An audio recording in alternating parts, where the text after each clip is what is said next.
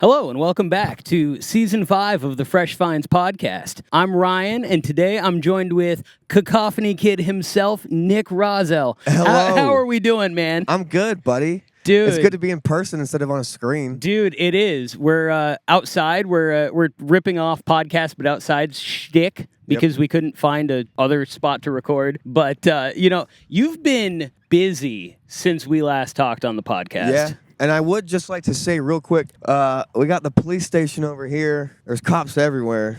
It's true. It's making me nervous. This guy's cop car just dropped 15 papers out of his car. I don't know what that was about. But anyways, I've been busy. I put out 3 releases since Is it 3? Because because Sludge City wasn't technically out. That's true. When we first did that. You thought that it was going to be earlier, and then it ended up releasing last April. That's how OP2 is too. Yeah. So you had that, and then you had Codex, which was kind of like a follow-up a little bit. It was like world building, basically. What's it called? It was like a soundtrack, it's like DLC, almost. It's an expansion. Yeah, you know, and that was kind of interesting because it was like a very like ambient type of release. Like what? Yeah. And you said that was kind of like based on just having very limited resources for what you were actually like using to record, right? Yeah, because everything I did on Sludge City was done on an iPad with Logic Pro for iPad. Yeah. And like some GarageBand stuff, but I don't have that iPad anymore. So my buddy Reaper, if you're listening, don't turn this off now. My buddy gave me like all of his like info for Reaper, so I have Reaper, full Reaper through him. Oh, you're not even hitting the still evaluating thing. No, I don't even have to hit that button. Oh, nice. I just I've evaluated, and I said I'm not paying for it. So all I had was like Reaper, which is a new DAW. Yeah. I didn't have any synth. Like I didn't have a synth, a MIDI controller. Mm-hmm. I didn't own any VSTs yet. I didn't have. You were really kind of just plugins. Starting straight from scratch again, basically. So basically, all I had was my roommate's guitar, which I had never played guitar, and Reaper and my voice. Yeah. So I just kind of I was like, man, I can make some ambient shit. I can just. It was almost more of like a sound design project than like a music project. I mean, there was the guitar there, but the guitar was very much like kind of in the background, just like, and that's the thing is it's supposed to be like, that's what you hear as you walk through, because it's we get Industrial District. Oh God, I can't think of all the names right now. Industrial District, Estate District, Industrial. I already said that. What's the other one?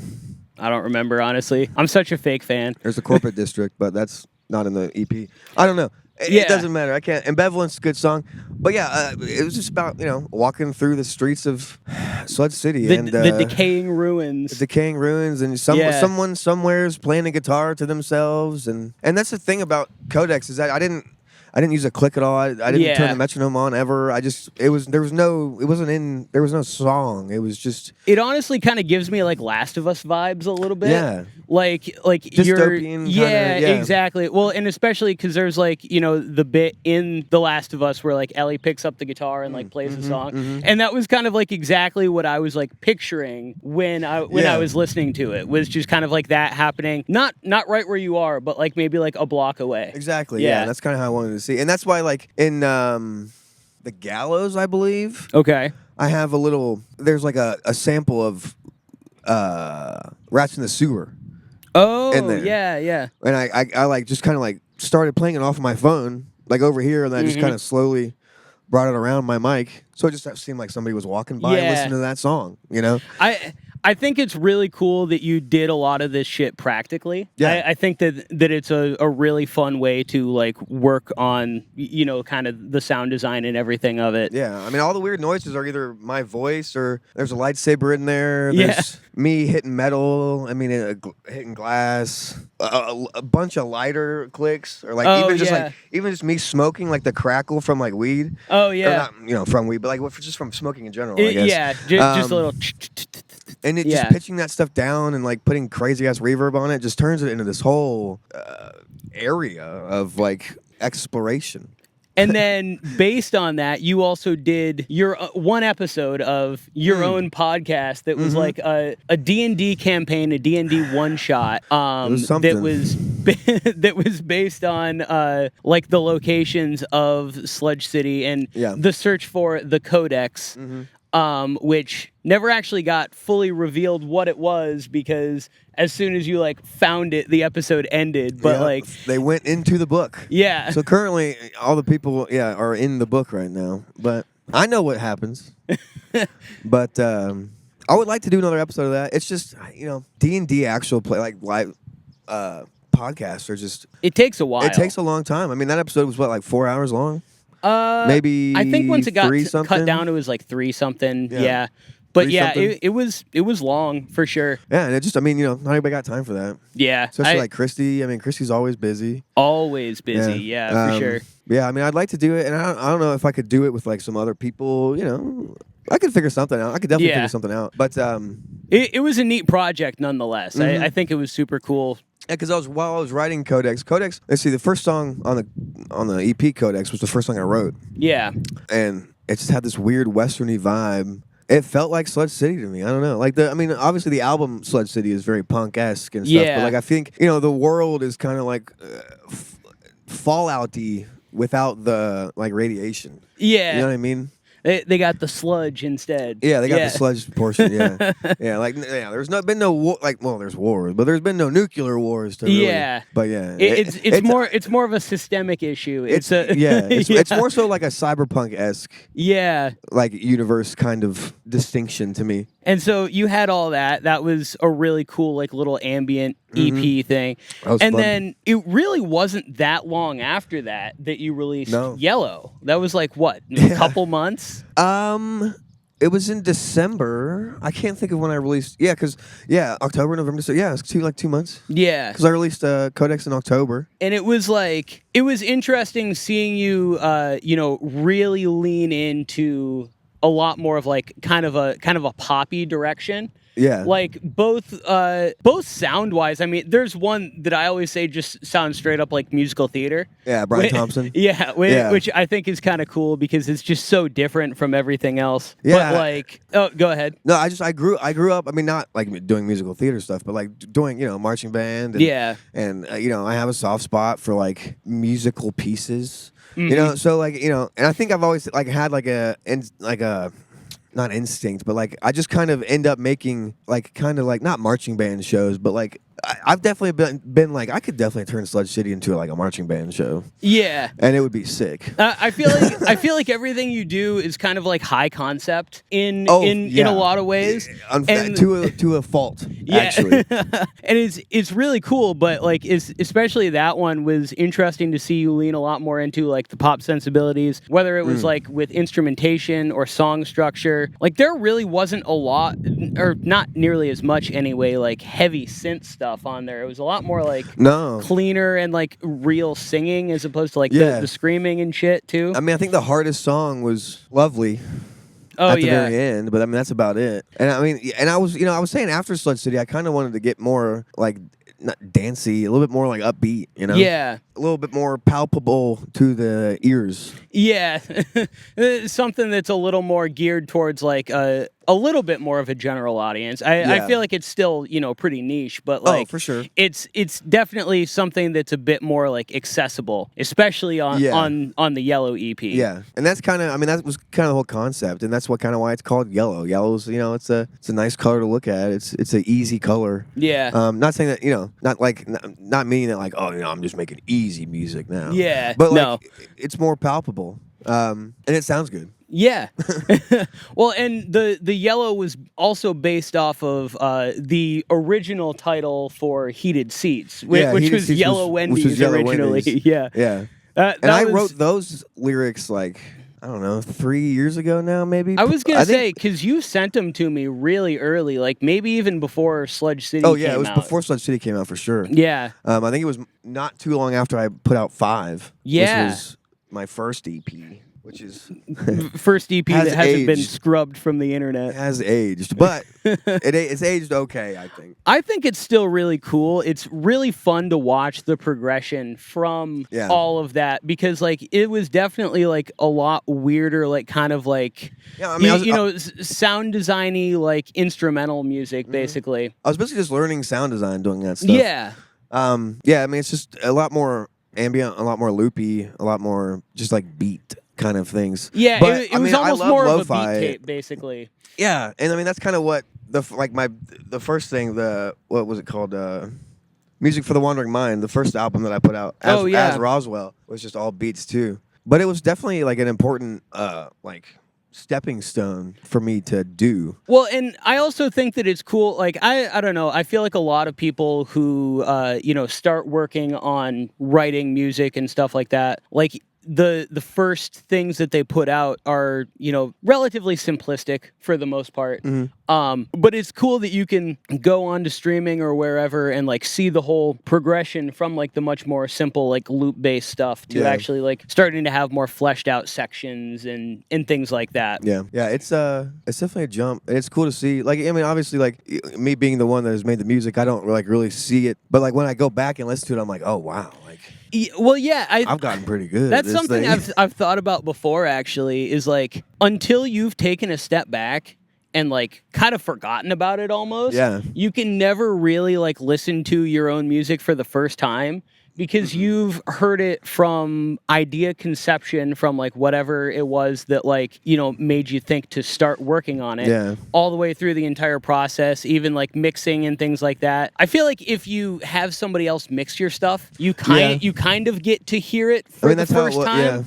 Because like you didn't do any of the mixing, you're like, all right, so this is the basic song. Let's actually hear how it sounds when it's like a proper song. Yeah. I mean, that's how it was for like how you when you did Nostalgia Bait. Yeah, which we'll talk about a little later. Yeah. But I mean, because it's hard to, and it's songs almost never turn out the way you want or the way you think or the way they sound in your head. So you always have like, I mean, at least for me, there's always some slight feeling of disappointment that I couldn't reach some sort of, and it's some sort of arbitrary, thing that I set for myself. But and the same thing with mixing. Like, oh, if I do this, like maybe this would sound better. Maybe this would sound better. But I mean, I don't honestly think my listeners are sitting there going, man, he could have really, up the 16 gigahertz. He could really up the 16,000 hertz range right here. I don't know what he's doing. Yeah, it's. Well, I also feel like, just from like a writing and production standpoint and stuff like that, oftentimes you'll come up with an idea, but like the actual writing process is less of creating and more of like discovering like what works. Yeah, and that's true, because I mean a lot of stuff in my head I can't. Do sometimes. So I'm like, damn, I don't know if I can do that. So it's like you're like just kind of like, what if we did this? What if we did that? Just kind of like, picking at stuff, trying to figure out like what that's actually going to be. Yeah, and it's just moving knobs and moving them back.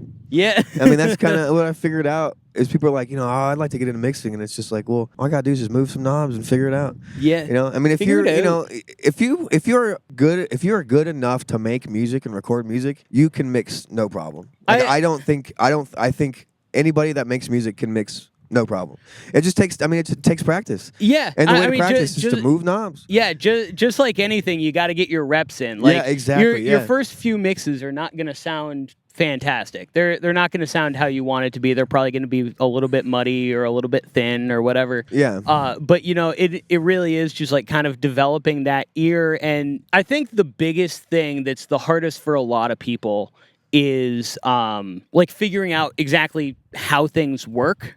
Yeah. Like compressors and like that kind of stuff, because those are a lot more scientific. Whereas like, a reverb or a delay or whatever, you can just kind of throw it on, twiddle with it until it sounds good. And like to an extent, you can do that with like compressors and stuff like that. Yeah. But like if you know exactly what you want, it helps a lot to know how to achieve that. Yeah, and like it also varies compressor to compressor. You know, plug in to plug in. Like, no, they all. I have differently. so many compressors that are like some I love and some I'm like this sounds like crap. Yeah, and it's just like, it's And like, is it user error or is it just like, error, or do I just not plugin? like how it works? Because all the plugins I use, I got some spliced. I'm paying for what Serum. Oh yeah, And that's about it. But everything else I've gotten for free. You're doing like the rent to own thing for that, right? Yeah. Damn subscription model for everything.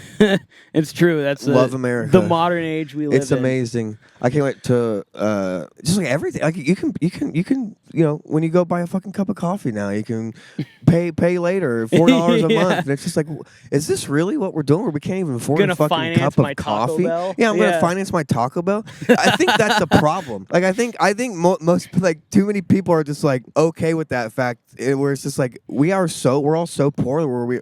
Financing or Taco Bell is an option. I actually watched a video about that, like just somebody talking about like how much debt like the current generation has because there's so much stuff. Like, I mean, half the websites you go to like buy something on, that's the first thing that pops up. Yeah. It's not even like, oh, do you want to put in a credit card? It's like, oh, do you want to finance this? Yeah, and I've done it for some stuff. I mean, for like more expensive stuff, it makes sense. But like, God, it's just like.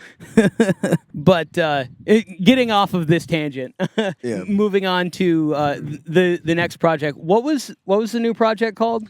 So it's Convoluted is what the project is called. And it's a lot more high. It's still high concept again. It's I don't want to say it's necessarily connected to Sludge City, but it kind of is. Yeah. Everything I make is going to be in some way the same connected. world in a way. Yeah. But it's like it'll make sense when everybody hears it. What I mean by that. But it's like again, you're kind of like, I feel like you're bridging the sounds that you had on Sludge City with the stuff on like Yellow, because you still have like the very like kind of synth punk thing that you were doing, but it's also like a lot more like pop song structures. Oh, 100%. But it's still this like heavier thing. Yeah, I mean, I was thinking about this the other day. Is that there's not a single breakdown at all in LP2 in Convoluted, which is I didn't do that on purpose. But, and I love breakdowns, but and Sludge City had some good ones. Yeah. Drowning in the Swamp was wild. Oh, yeah. Welcome to Sludge City. I mean, a lot of the good songs had not drop-downs. It had the... What am I trying to say? The breakdown. Breakdown, thank you. Bass drop breakdown. I couldn't think of what I was saying. But yeah, this is definitely a lot more, like again, a lot more palpable, but it's still, I feel like Yellow I went like this was Sludge City, this was Yellow, and then I'm kind of like over here now with Convoluted. Where I'm a little bit back to like more synthy stuff, but there's definitely, there's more guitar. Yeah. I played some of the guitar on one of the songs. On Nostalgia Bait. Nostalgia Bait featuring Joe Howland. Yeah. I also did the mixing on that, and I'm going to be doing the mastering for that one as well too. It's interesting because that's like the first one that you've done more of just like a traditional like rock song, basically. Yeah, I mean it's Nostalgia Bait's all about. Oh my gosh, my Dr. Pepper. Not the Dr. Pepper. Oh God. I just felt like gonna crash out. Have you seen that video of Lil Wayne when his lean knocks over and he's like, oh my God. And he freaks out. That's what I just felt like. That's funny. I take this shit seriously. Yeah. What were we talking about? we were talking about like the Nostalgia Bait and like it's all just a one big rip off of Blink-182. Yeah. And the way because while making LP2, I finally came around to One More Time. Yeah. Which I have not liked. But I've now previously.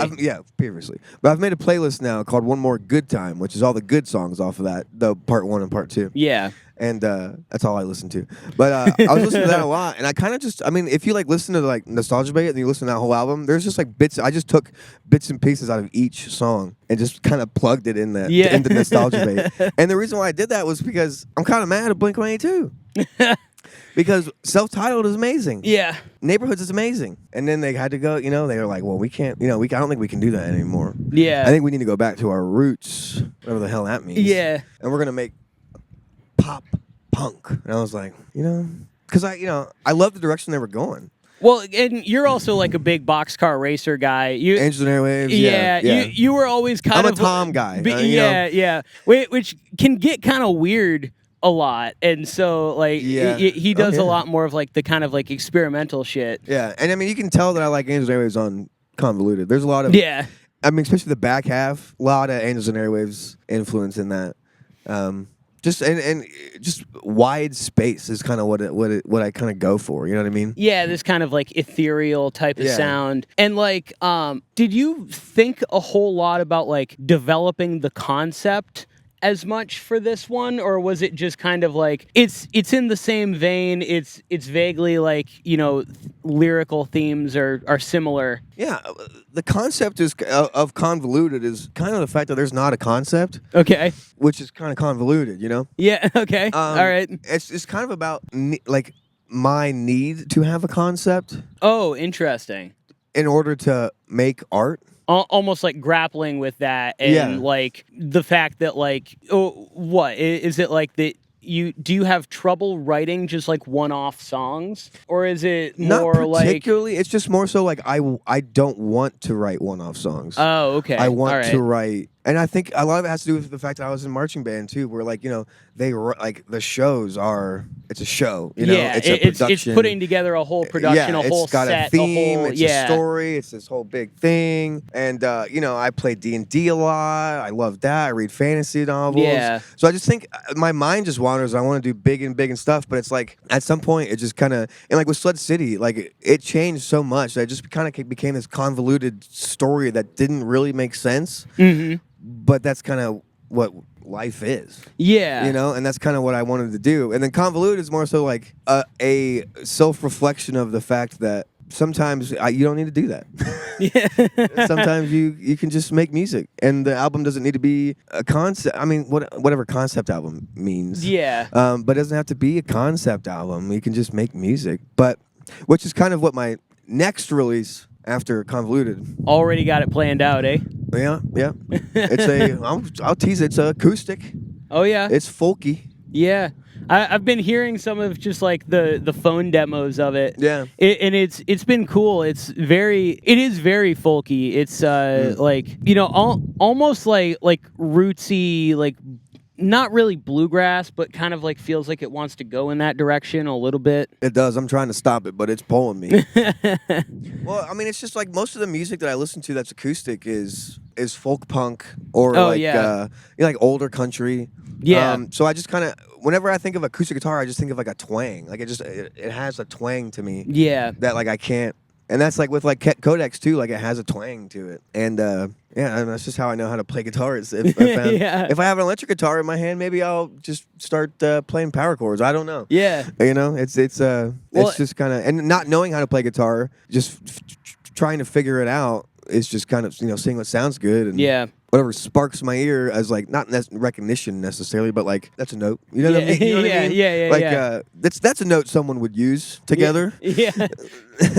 It is interesting putting together stuff that way where you're like, I don't know, I'm just figuring shit out, man. Yeah, I mean, I've tried to learn guitar multiple times throughout my life, and like I played piano, did great at that. Yeah, but guitar, you know, drums, did great at that. Could never figure out guitar, and I think for me, what worked the best for me was just not listening to anybody, not watching any videos, not throwing it in open tuning, and just taking the time to like listen to what notes sound good together. I feel like the open tuning also lends itself a lot more to thinking about music chromatically, which is like kind of how you think about it when you think about a keyboard. You just think up and down. Coming from a keyboard, open tuning is like because like standard tuning on a guitar is a lot more like you have to know like shapes and things like that. Whereas, like, if you know, like, oh, all of these notes on this open fret sound good together, and then you know, like, you know, kind of like piano-style music theory of, like, well, if I go up a half step, all of these notes will sound good together. Yeah, so I do think that it makes a lot of sense coming from piano to kind of, like, approach it that way. Yeah, and it's I don't know, it's making me happy because I've always wanted to play guitar, you know, and I think a lot of, and I'm just gonna speak for me, I guess, but I would say maybe a lot of drummers.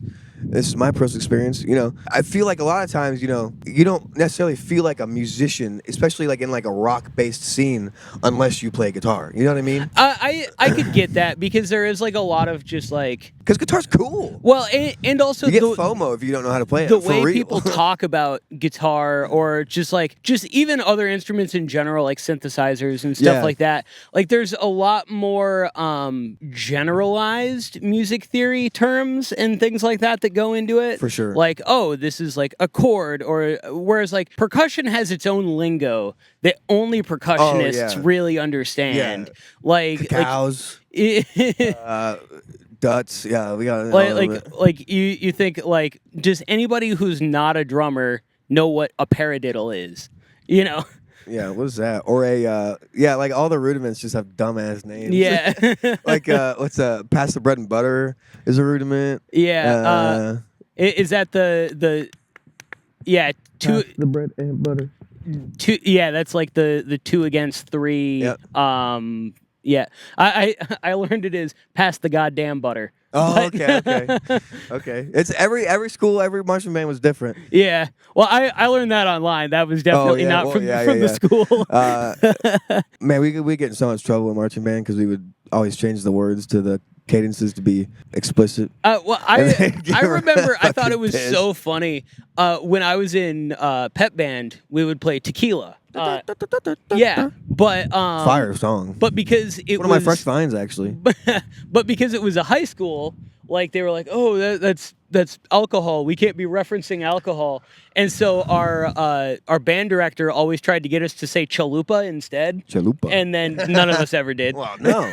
Why would you do that? We would sometimes do it like in practice so that he would think that we were going to do it. You always do it in practice. And then always. like actually when you go out, you're like, oh no, we're going to do the real thing. Yeah, because what's he going to do? You're at a pep rally. Exactly.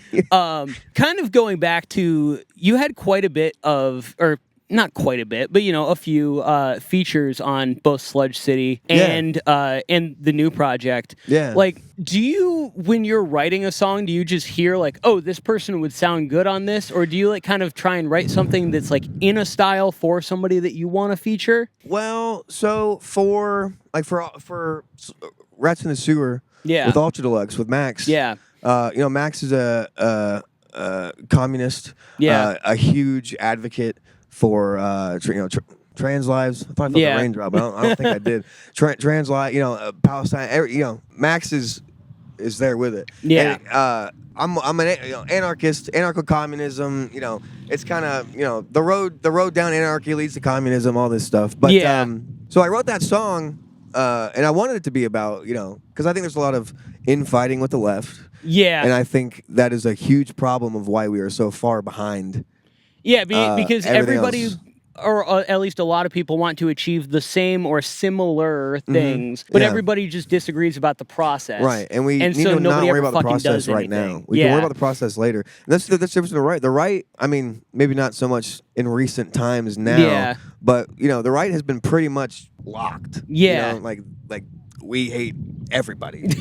So, but I gotta pull up that fucking that clip from The Simpsons. It's like the Republican National Convention, and it just says, "We just want what's worst for everybody." Yeah, that's like that. But now they're it's a world out there. But what was the question? Oh yeah, you were talking about the feature with Ultra Deluxe. Yeah, so Rats in the Sewer was kind of about the left coming together and putting aside our minor differences to kind of figure stuff out. Yeah, and Max being Max, I was like, I'd love to have you on the song because we've had talks, me and Max, about how there's so much division and there needs to not be, because that's the main problem and the main setback of having any progress in today's society. Well, and that's like the whole thing with like the main lyrics of the chorus, like we're gonna burn it down together. Yeah, and build something unique. Yeah. And I really like that a lot. Yeah, like we're all just rats in the sewer. Yeah. Scurrying quietly, making sure that we're not getting noticed. Yeah. Just trying to make our way to the city, a.k.a. trying to make money, trying to not die. Trying to, at least provide for our families in some sort of way. And then, like, what about some of the other features that are a little bit less, like, thematic? Yeah, and then Super Destroyer is one of my good friends. Yeah. I thought that he would do a great job on that, like just analog horrors that and he knocked it out of the fucking park. That's one of my favorite songs on the whole record. Yeah, it's super cool. The "Do you really understand how dark that is?" line is like, when I first heard that, I was like, holy shit. And so he's talking to me. when you have people featured, do you also have them write their verses? So for LP1 I did. Okay. Yeah, LP1 I did. And the LP2, no. Okay. LP2, I've written everything for LP2. Gotcha. And I've never written this many lyrics in my goddamn life. I'll tell you that. I'm not excited to upload these things because I'm going to have to fucking put all the lyrics in there, sync them all. It's going to suck. Oh, but, yeah. yeah, this is the most lyrics I've ever written. Every song, except for 2, because they're instrumentals, but every single song is chock full of words. And so, who are the other features that you have on this new project? Because I know that there's Joe and me on that Joe one. and you on Nostalgia Bay, and then it's just Boy Clothes Noah on All the Things. Oh, okay. Yeah, which is a good one, a slower one, near the end. Yeah. It's like the last song, but nice. Yeah. So yeah, I only have 2 on this one, but it's a good number for me. Yeah, for sure. 3, I guess. I got you and Joe. So yeah, but it's just 2 songs, I guess. Well, and so with the other ones, like musically, was it? I know that you wanted to do kind of like the Blink-182 thing with like the 2 voices with you and Joe. Mm-hmm. How did the Boy Clothes feature come about? So it's kind of like a love. It's a love song, really. Okay. And I wrote it as like a duet. Okay. So like and it's the lyrics are very similar. It's basically like me saying something to somebody and then like them saying something to me. Yeah. But it's like the words are almost the same, but just from different perspectives. You know what I'm saying? Yeah. And so I was like, well, I can't do I can't do both these parts. Yeah. And, so I was trying to find somebody to do the duet, the feature. Yeah. Thank you. And I love Boy Clothes. I love Noah. I've seen them. They're out here last. Oh yeah. I saw him here. This and they fucking ripped this year. Yeah. Oh yeah. Dude, this year was like next level. Actually, this is the day after Faux. Yeah, that by the we're way. recording this for anybody who cares. Yes. No, Faux redacted. No. Oh yeah. Sorry. I don't want to get the lawyers involved. Yeah, we'll get this podcast taken down. I'll bleep it. Yeah. You will. Christy never does. You notice that? I was literally just about to bring that up. Christy. No, he's on every episode. He's like, oh, I'll bleep it. It's gonna be hilarious. And I'm like, he did not bleep it. Yeah. Editor's note: Christy did not bleep this. In fact, did not do anything. I think actually that was something when I did an episode of Beers with Bands too. Mm-hmm. There was something that Michael said he was going to cut out, and then he just never did. And I was like, whatever. I mean, nothing incriminating without the statute of limitations anyway. Oh, yeah. So. Yeah. Past 7 years are good. Yeah. Whatever it is. But yeah, so Boy Clothes, I love Noah's voice. Really what did it for me was the Birds of a Feather cover. I think that the tone of his voice and their voice in that is just sounded right to the song. Because that was on that pop comp, DIY right? Goes Pop or whatever. Yeah. I love, and they covered that, or they did that at Coachella, and I was like, yeah. Boy Clothes is super talented, and Noah's a great person. I have the pleasure of knowing them. That's great. But yeah, so it should sound great. I don't have it back yet, but by the time this is out, I will. Hopefully. Yeah, so you're looking for like a late July release probably late July, for this? maybe early August. Yeah. At the latest, but probably not. Probably late July. It's going to be midsummer at some point. Yeah, for sure. Yeah. Definitely this summer, for sure. Yeah. Do you feel like this is a summer album? Yeah, 100%. Yeah. Yeah, 100%. Yeah. I listened to it, especially the back half. Like, I kind of split it, and I didn't do it on purpose. Yeah. But it's kind of split to where like the first half, it like gradually gets more poppy as it goes. Oh, I think. yeah. Don't you have you listened to the whole thing? I don't think I've listened to the full thing finalized. Okay. I listened to like a lot of the like demos and like early mixes and like that kind of stuff. But it does kind of go, just gets more and more, I don't want to say normal, but more and more accessible. Yeah. Accepted, radio friendly. I don't know. So is there anything else that you specifically want to touch on before we start listening to some fresh finds? What was your favorite set at Faux? Oh man, Let's talk about Faux real quick. Ultra Deluxe blew my mind. Oh my god! I was so glad to finally see them live. They're so much fun. They put on one of the craziest shows I've ever seen, and they get so much shit for that. Yeah. Which is bizarre. Well, they had like the whole, like, it was a whole fucking discourse for like, oh my god, a couple days like last and it year. Comes back every now and then too. When Max just made like a peanut butter and jelly sandwich like in the middle of the set or whatever. Yeah, and everyone's like, the music sucks if you got to make a peanut butter and jelly sandwich in the middle of the set, and it's like that. That's funny. They're just having funny, fun. But I also love they pulled out the gym parachute thing. Dude, that was amazing. Were you near it? Yeah. Oh, the breeze from that. I was like, this is the best idea ever. Yes. But I also love there's something very funny about that because Max is also a teacher. Yeah. And so I'm like, it just makes so much sense like thematically that way like, too. she brought that from class. Yeah.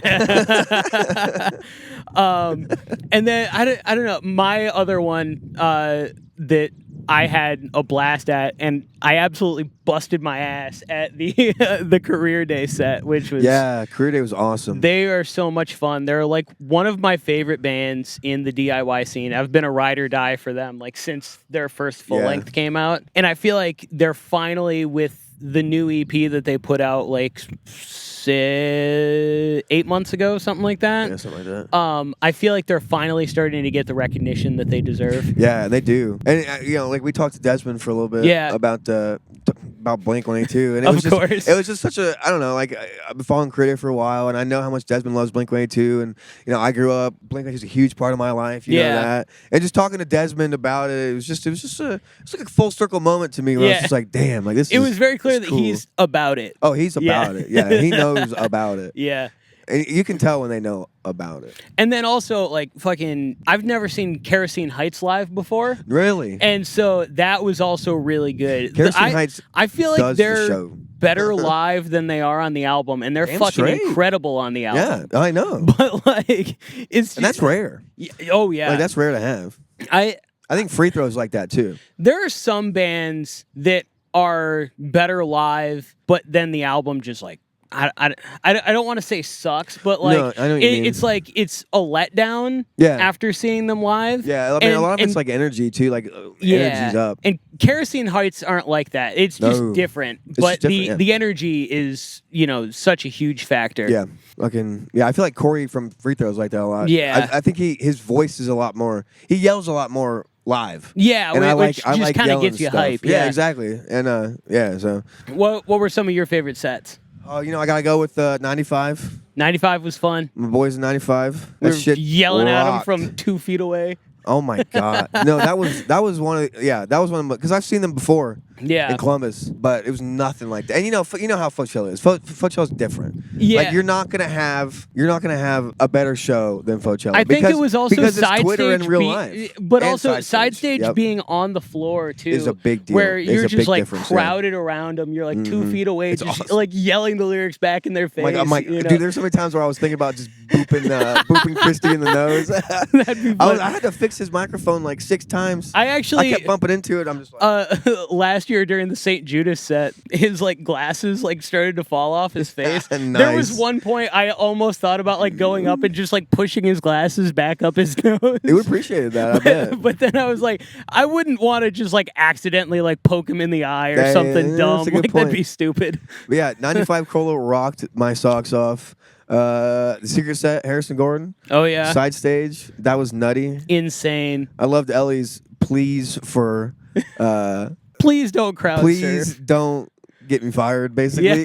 Yeah. Man, and I do want to do just a quick shout out to Ellie. She did they did an amazing job. They did a really amazing job. Absolutely killer. And shout out to Connor for having a baby. Connor for having a baby. Happy Father's Day, by the way. We're recording on Father's Day.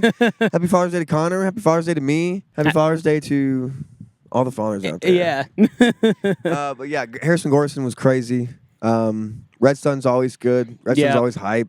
Oh yeah. They get the people going. Yeah, Ultra Deluxe. Mm-hmm. I mean, it was that first day especially. Yeah. Was like stacked. Well, and then I mean, the second day, there were less bands that I was familiar with, but there was a pretty iconic run of like Cinema Stare, Palette Knife. Yeah. Tiny Voices. Tiny Voices was Great. Who else was in that run? There was somebody Clipboards? else. Clipboards. Yeah. Yeah, clipboards are they're really interesting to me because they are like they kind of have like jam band tendencies in a way. Like they'll do like instrumental songs that are like extended and shit. And people rock with it. Yeah. Which is kind of interesting to me in DIY a little bit. They're always hype. everybody in DIY is like, this song's 4 minutes long. Oh my god, you know what I mean? Yeah, it's just like it's I grew like, up on Rush. 2112 is like 20 minutes. Like it's okay. I was just listening to 2112 the other day. Well, actually. yeah, it's a good road trip song. It was Takes one. up a lot of time. It was actually after I was listening to the Five at the Door with Great Wide Nothing. Okay. Shout out to them. They're an incredible like prog rock band from the Atlanta area, and they were talking about Rush, and it just like got me in the mood for it. So Yeah, like I love got Rush. home that night and just like put that album on. I've seen Rush live twice, and Really? yeah, that's one of the best shows I've ever seen. Was that? I assume that was before Neil Peart died. Oh yeah, I mean this was when I was a little kid. Oh, okay. Yeah, my dad took me. Yeah, it's like twice. The Clockwork Angel tour. Oh, okay. You know the live one in Cleveland? No. That's the one I was at. Oh, sick. Yeah, it was like a that's live cool. DVD. They did that shit. Yeah, it was one of the best shows that I've ever seen. Was Rush. I'm not too familiar with any of terms the of- modern Rush releases, really. But I mean, not me neither much so, but yeah. Clockwork Angel was good. But yeah, in terms of arena shows go, I don't really like arena shows, but Yeah. Rush is where it's at. It's such a funny thing with that. I'm like 500 cap theater is like honestly like for the most part the largest like venue that I regularly want to go to. Yeah, and the thing is Like- that like that's what people like. That's what artists also like wish they could play. You know what I mean? Like well, because arenas aren't even built sound wise sounds for like that. crap. Like the sound is generally terrible. No. People are so far away. can't see shit. Even Probably like a pole in front of me. even like big festivals to an extent, like Yeah, like you know like, like Bonnaroo and shit like Yeah, that. it's just like I don't know. I feel like you just feel more disconnected. yeah, like will I spend $150 to go watch somebody that I can all the way over there, Yeah. or will I pay $60 to go see bands this close to me? Yeah, exactly. Yeah. like, all my friends. It's just it's a community thing. All right. This has been fun. I think it's about time to get to some fresh finds. 100% for fresh finds. What was the first one that I had? Okay, let me queued look. up? Yeah. It's oh man, it just popped out of my head. Collector Skeletons featuring Maude Stout Yeah, by so, Sister Sleep. So this is a song by Sister Sleep, who are interestingly also an Atlanta area, an Atlanta area based band. And they're interesting. They call themselves emo core.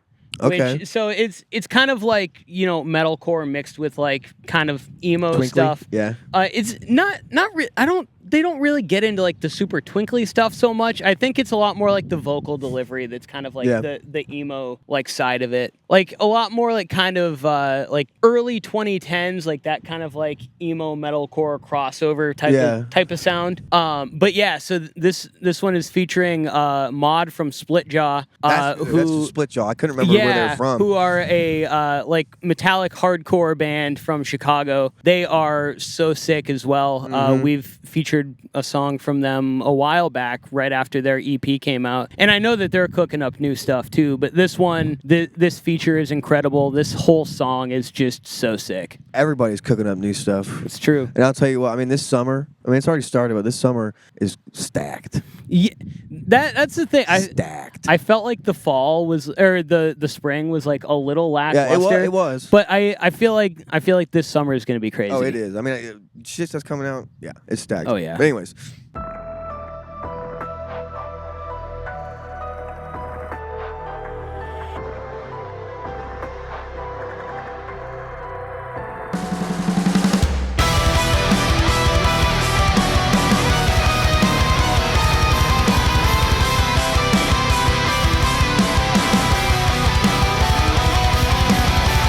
If I'm afraid, what does that say about me?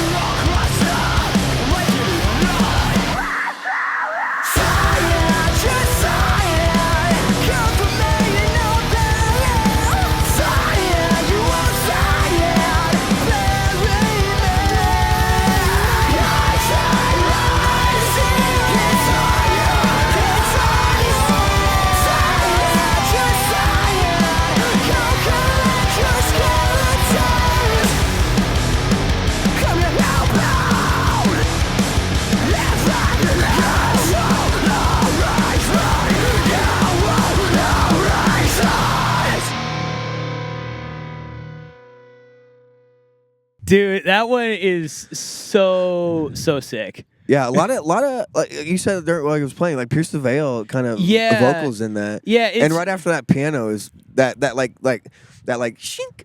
That kind of happens. Well, I was no, like, I was gonna talk about that too. There's some really cool sound design. Yeah. There's like the little piano interlude thing, and then it sounds like flicking a lighter or something like that before like kind of like the drop comes in. Yeah. Or there was another one. I don't remember the exact lyric, but something about a knife, and it sounded like it was like a shink, like knife sound effect. Yeah, I like, love that shit. I do too.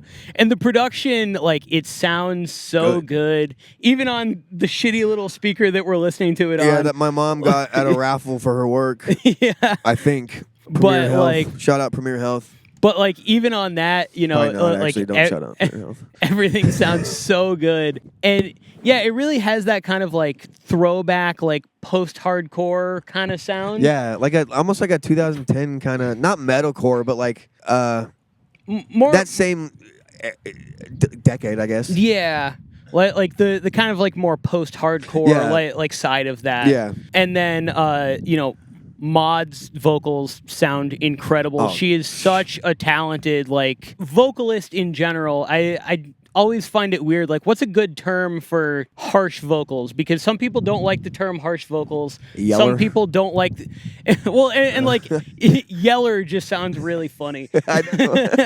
I mean, that's what I say. Cause I'm like, even screamer sounds funny. Yeah. You know, I feel like there's not like a good term for that. I yell. I yell. I yell a lot. I do yelling. Yeah. What's your instrument? I yell. I yell, but I yell good. Yeah. And as of recording this, that song actually just came out this past Friday. They sent it to me a couple days early because they were actually just on Twitter like, oh yeah, we're putting out a new song on Friday. Like, what publications want to cover us? I'm like, shoot it my way. I'm recording an episode this weekend. Like, it's perfect timing. Yeah, hell yeah. And I'm curious if they're working towards another full release or if this is just a one-off single. I couldn't say for sure, but they had a really cool EP that came out last fall. So I wouldn't be surprised if this is working towards like maybe a late spring, early fall EP, or maybe like a full length, because I don't think that I don't have Wi-Fi right now, so I can't like confirm, but I don't think that they have a full length out yet. I think it's largely been EPs. Yeah. But I actually got introduced to them through Cascadent, who huge shout out to them too. I did an episode with them like a year and a half ago, something like that. But they actually just finally released their full length record like a month ago too. So that's another one to absolutely check out. Also very much in the like early 2000s post-hardcore kind of vein. Okay. They I don't know if you watched the episode or really like follow them much, but they refer to themselves as anime credit core. Which is like post-hardcore type shit that you would hear in like you know opening, the opening of like an anime. Yeah. Which, side tangent on that, I always find it so funny that Western TV shows, you'll get like maybe like a 30-second stinger for like a intro or whatever. Yeah. And like anime will do like a verse, a bridge, 2 choruses. Yeah, like a whole song. And they'll change it like, you know, halfway through a season. Over the course of a run, you know, they'll have like 7 different theme songs or something like that. Yeah, it's wild. Which is always so crazy, but and, it's like, something that I've always thought was really neat about like the anime genre. Yeah, because I mean, there's a whole like there's no. I don't think there's any playlists with like the Friends theme song and the Office theme song and like Cheers. You know, well, they're also a lot more like hokey too. I mean, that type of stuff. But like even for like I don't know, House. Criminal Minds. Like, no one's listening to just like, I mean, I don't want to say nobody, because there is somebody out there listening to the House theme song on repeat. The only one that I can think of is, what was that like? The Mandalorian, I listen to that. What was that detective show that was on HBO like a while back? I want to say Criminal Minds, but I know that's wrong. I don't really I Fuck with forget HBO. I forget what it was, honestly, but there was a show that they changed their theme song every season to like kind of like fit the vibe of I like like that. the new season, and there was if I recall actually it was the same like lyrics, but they did like a different like style every time. So it was like one time it was like more of like a bluesy thing, and like one time it was just something else. It was kind of cool. Cool. So what do we have up next? Next up, we have a band from California, Ventura County, California, called Cheridomingo. Cheridomingo, okay. Indeed. One of my good friends, Cece, showed me Cheridomingo. The song's called Time Travel. It's a bop. I got something you would love it. Just imagine being young and dumb enough to mess the fabric. Time traveler. I got something you would love it. Just imagine being young and dumb enough to mess the fabric. Time travel early 2000s. Just imagine us younger. Damn, I can't wait to be dumber. Damn, yeah I did. It was me, my soul for a time machine. Yeah I did. Now get take me back to Nami. Love for war and crafting things. Man, I miss it. I miss it. Do I get another chance? Just to waste it. To do it over again. Feelings faded. I got something you would love it. Just imagine being young and dumb enough to mess the fabric. Time travel early 2000s. Just imagine us younger. Damn, I can't wait to be dumber.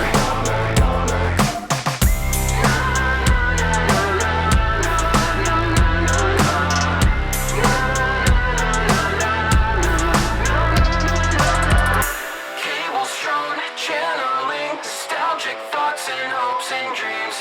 I feel it, I feel it.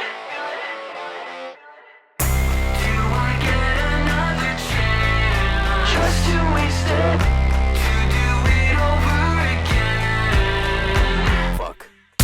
I got something you would love it. Just imagine being young and dumb enough to mess the fabric. Time travel early 2000s. I got something you would love it. Just imagine being young and dumb enough to mess the fabric. Time travel early 2000s. Just imagine us younger. Damn, I can't wait to be dumber. Oh man, dude, that was a fun. It's such a like song of the summer type shit. Yeah. It's, Look, the sun just came out for that. it really. That's crazy. That's so perfect. But yeah, I mean, yeah, it's become one of my favorite songs I've been listening to. I've been listening to it over and over and over because it's just, I don't know. Yeah. I'm depressed. It's a good song. It's a fun song. It scratches that itch. Like to me, that's like, I don't know. It's what the like kind of trap influenced pop punk, like, you know, the Travis Barker pop punk. Yeah. It feels like that's what that wanted to be. Yeah, I love the drum beat in that is so simple, but it's so good. I think it's because it's so simple is what makes it good. Oh yeah, 100%. Because it's like you can just kind of jam with it. You don't have to like think about it. It's just like very like boom bappy. Yeah, and I mean, boom bap, yeah. and, I love that's my favorite kind of rap is boom bap Yeah. too. So that makes sense. Yeah, that's very evident when I'm like riding in the car with your shit. Yeah, it's like always like the like boom bap rap shit that was like on the Tony Hawk's Pro Skater soundtrack. I mean that's the rap that I kind of first got introduced to was boom bap shit on Tony. But like also, you know, very nostalgic with like the lyrics, very obviously, you know, talking about like early 2000s and that. But you said that they were from California? Yeah, California. That makes a lot of sense. Yeah, yeah, and that whole EP's good. It's called I Can't Ever Remember. Try Again. Try Again. Yeah, okay. It's got some bangers on it. Yeah, and man, CC showed me some good shit. When did that come out? Was it like pretty recent or like a couple of years ago? I think it was like 2021, maybe. That makes sense to me. Okay. Shit. You're not gonna be able to reach it. Cut that. Cut Oh, God. cut that. Oh, it's just another Cheridomingo song. It's not on the podcast. But yeah, no, they were super fun. Yeah, love that song. Do you know anything else like about the band really, or is it just like No. okay? I know CC told them to listen to my music, but I don't know if they did. Oh, all right. So if you did and you're watching this, Shout out. hit me up and tell me because I need validation. I gotta check. What was the name of that? Simple Things. Yeah. So my next song was actually one that I was introduced to by Killian. Shout out to them. Hey, yeah, for they sure. are super cool. Last weekend, I went down to Nashville for Jorts Fest, and I crashed at their place. And they showed me this band called All I Hear Is Birds. And they're a local Nashville band that I had never heard of. And it's super cool. It's like kind of, I feel like it's almost like throwback 90s alt rock type of thing, where it's like it's got like some of the hard rock aspects, but it's like a little bit lighter. Like the drums are really punchy and prominent. Like I was actually just listening to like a lot of 90s alt rock the other weekend. And that was one of the things that I noticed when I was like listening to it is I was like, you know, these mixes, the drums are all super prominent, but it's like it's not like heavy. They're just like it's mixed with like a lot of space. Yeah. And like there's not a lot of low end outside of like the bass. Like the guitars have a lot less low end to them. Yeah. Which I think generally just makes for like a lot of a cleaner sound. Right. And I don't know, it kind of gives me that like, you know, throwback kind of sound. Yeah, it does. So yeah, this is All I Hear Is Birds.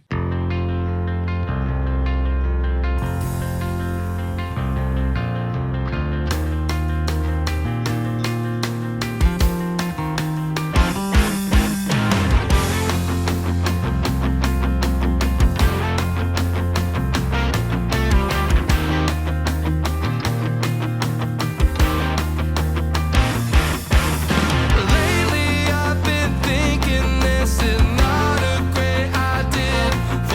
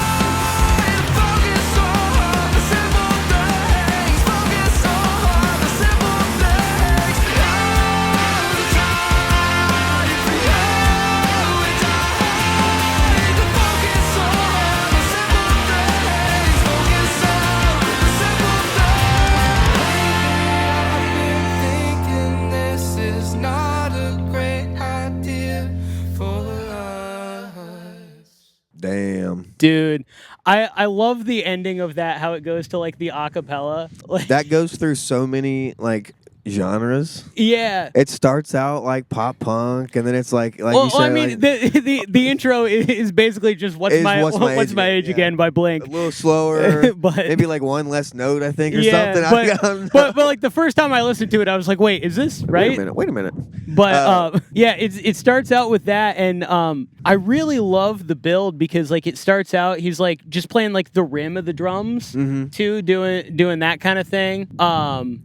And then it kicks in and it fucking rips. When it kicks in, it kicks in. Yeah. No, I love that. I like I said, I feel like it's got like a very like 90s alt rock thing, but also like the 100%. lead guitar is like Yeah, that, so like, solo out of part like the was- 80s. yeah. Like and the way that it comes in just shredding. Like I think I heard this song when we were in the car hanging out in Nashville, but I didn't actually like listen to it and fully pay attention to it until I was like driving back last weekend.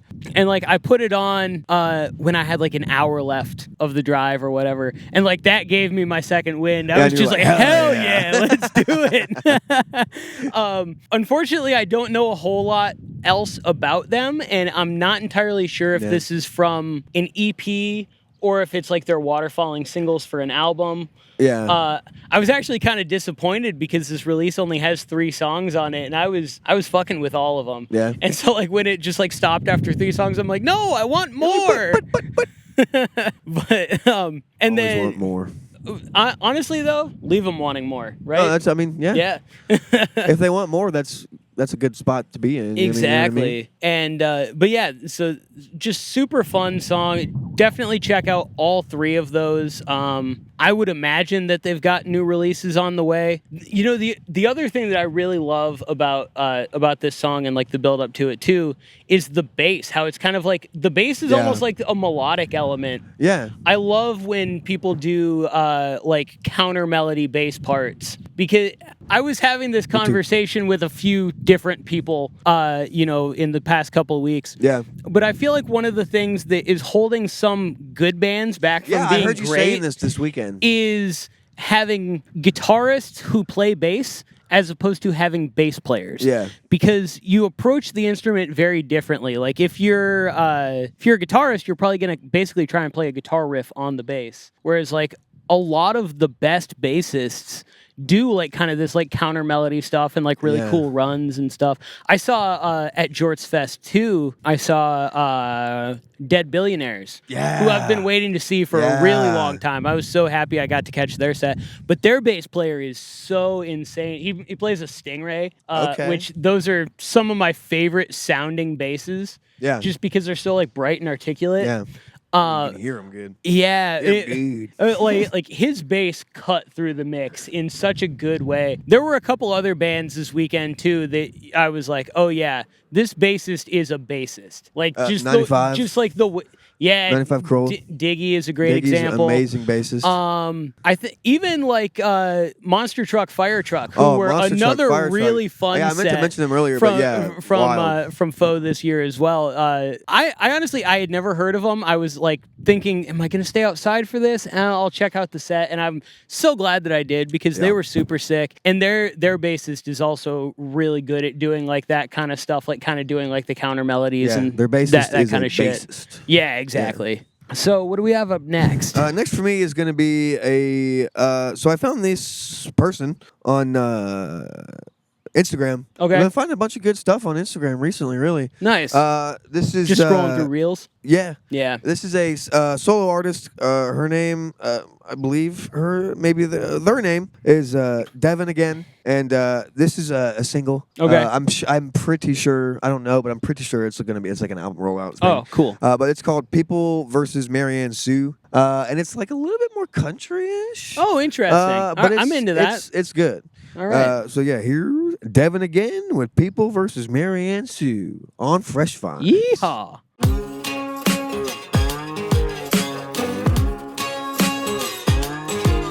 Outside of the courthouse, I'm wringing my clothes out. Orange soda dripping down my legs. I'm fixing my earrings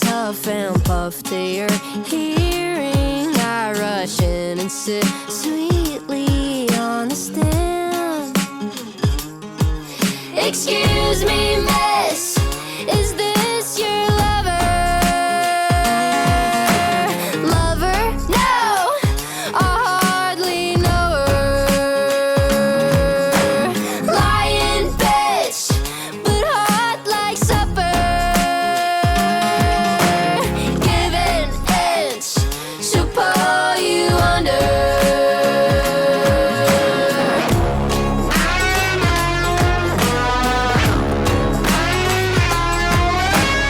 Head of her pickup only came for a quick talking about poetry, staring at the stars. Kiss me like springtime, I'm all in if you're all mine. She ran off like a toddler to a screen. I gave her my whole year just to find her with John Deere right in the headlights, grabbed him by the shirt tight, counting down from 5. Better tell it to me clear. Excuse me, sir, is this your lover? Lover? No, I hardly know her. Lying bitch, but hot like supper. Give an inch, she'll pull you under. Her lips like that, I should have seen it coming. She burned me real fast, something evil in the oven. Love me so nice, then rip the rug. Your Honor, I'm begging, lock her ass up.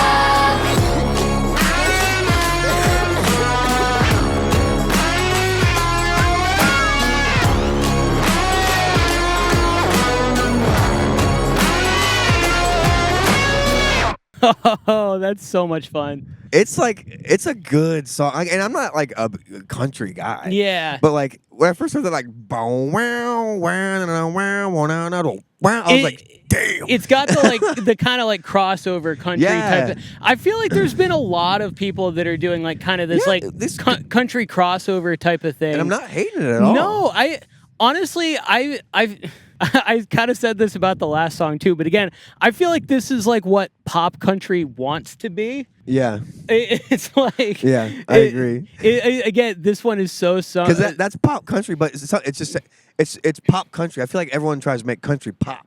yeah, Is the problem. Yeah, And it needs to be pop country. yeah. Also, like a lot of like the kind of like the grimier like production elements kind of remind me of like '90s Beck a little bit it's too. very Beckish. Yeah. Yeah, it's like just this weird thing that like not a lot of other people are doing. Yeah. and like that And grimy none of slide their other guitar, songs too. sound like that at all. Oh, really? Yeah, it's mostly all just like pop kind of stuff. It's like girly pop in a way. Yeah. which is just like so much fun. I love girly pop. Yeah, I do too. But yeah, it's a great song. I mean that chorus, I whenever I'm in the car and I listen to that song, I just fucking scream the Stupid shit out of that bitch. chorus. Lion bitch. A lion bitch, that's what it is. Excuse me, sir. God, I just scream it. I really do. It's so fun. The other thing that I find interesting about that too, and I think listening to it on the tiny speaker is what made me think of it. But one of the things that I find really interesting is I feel like a lot of producers produce with it in mind that people are going to be listening to stuff like on a phone or a shitty speaker. And so like you listen to the bass, and the bass has like a lot of saturation and stuff to it. So like even on a tiny little speaker, like it comes through. You can still hear the bass. Yeah. Because that's what you lose first, you know? Yeah, exactly. Well, and also like I found out, because I'm not really tapped into that scene at all, but I found out that apparently a lot of that kind of pulls from like drill music, like in New York and stuff like that, where they know that their general audience is typically like kind of lower income type of people, so they're probably not going to have like necessarily a good sound system to listen to it on. Yeah. So they produce it so that it sounds good on these lackluster pieces of equipment.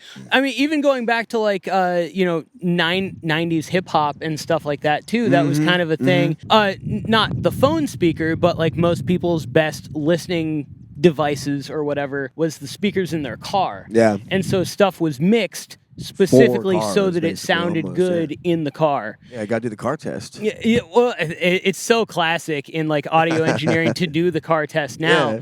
But like I mean, prior to the 90s, I don't think that was really a thing. Yeah, probably not. It was like people were either making it for like, but also like just general listening wasn't. It was accessible, but not as accessible. Yeah. You know, some people would have a hi-fi, some people would have just like the shitty little Walkman headphones or whatever. Yeah. But I feel like they weren't like catering the mix for like any specific device. Yeah, they were just mixed in it. Yeah. For the radio, I don't know. Yeah, for who? I don't know. For what? Yeah, that's actually a crazy thing to think about. Like, because now, you know, you mix with all these different reference points, but like they only kind of had one reference point, which was the monitors that they were using. Yeah, it was, well, so what they used to do back in the day I guess was they got tape. They got tapes and stuff. They had the mains, which are the big, really loud speakers in the studio, and then they had NS10s, Yamaha NS10s, okay, which are very coveted by audio engineers, specifically for being very mid-rangey and sounding bad. Because that was what they used as their reference, is like, if it sounds good on the NS10s, it'll sound good on anything. Yeah. And so it's really interesting, like going back into audio engineering stuff, like people still covet the NS10s, but you kind of that's been overtaken by like the car test and like the phone test and like that kind of stuff. And really they're not great mixing monitors. They're just very mid-range forward, which like for mixing is good because a lot of the clarity comes from the mids. Have you ever heard of like the mids check test? Is that where you like drop everything else out but the mids? Yeah, so basically you do like really steep low cut at like 100 hertz or something like that, and then really steep high cut at like 5K. And if you can still make out all of the instruments, it's going to sound thin and mid-rangey and shitty. But if you can still hear everything, then you know that your clarity is like pretty good. Yeah. So little audio engineering tip for you if you're an aspiring audio engineer. There's always some tips on here for sure. Ryan can't go 5 minutes without talking about audio engineering. Nah, I'm a nerd. It's like the one meme where it's like the short dude talking to the one lady, like, you know what I'm talking about? Where he's like in her ear. Yeah. I know what you're talking about. Yeah. She's like, what? Yeah. So my next song is another band that I found while I was down in Nashville for Jorts Fest. It was a band that I had seen the name of around a bit, but had never really listened to. And they're called the Weekend Run Club. They're from Chicago, and they're kind of like a pop band that also does like some really funky stuff. And if you know me, you know that I love my funky shit. Oh, I know you. Yeah. So this one is just so fun. This is from, I believe, their most recent album, and this song is called Candyman.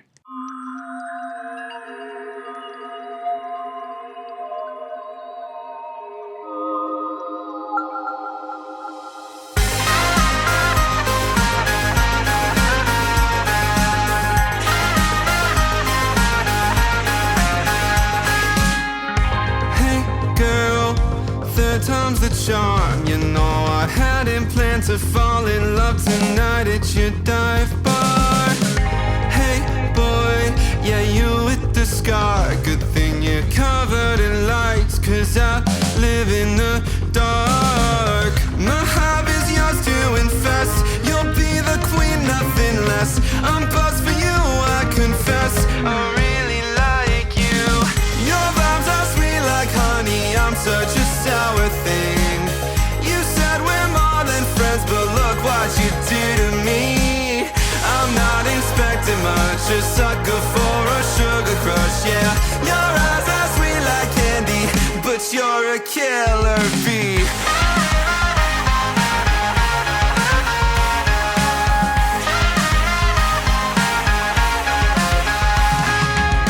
I sang your name out to Virginia Hills. No, they didn't see red flags, they only saw cheap thrills. Take off your camouflage and I'll pay the bill. And if you're ready to go, I think I'm ready to spill.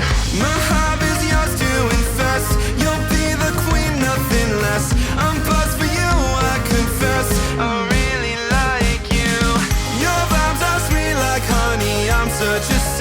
thing. You said we're more than friends, but look what you do to me. I'm not expecting much, a sucker for a sugar crush, yeah. Your eyes are sweet like candy, but you're a killer.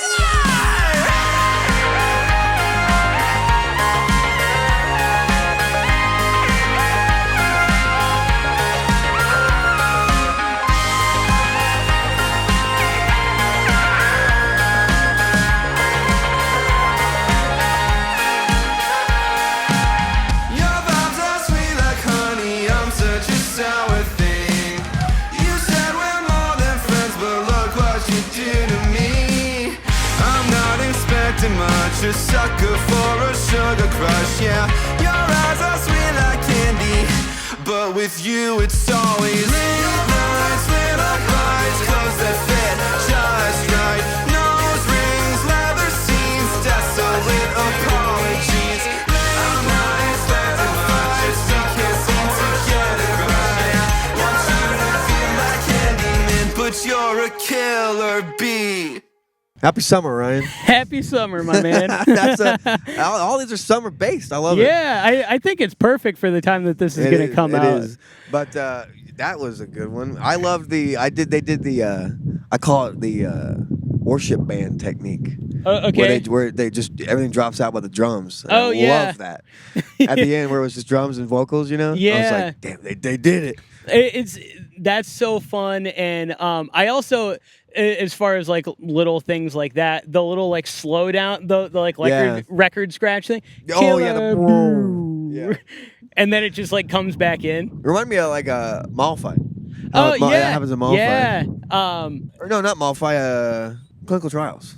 Yeah, which is on Mollify. No, it's on Clinical Trials. But Mollify's not a song. That's just the album. Yeah, but Clinical Trials. Okay. Is all an right. EP.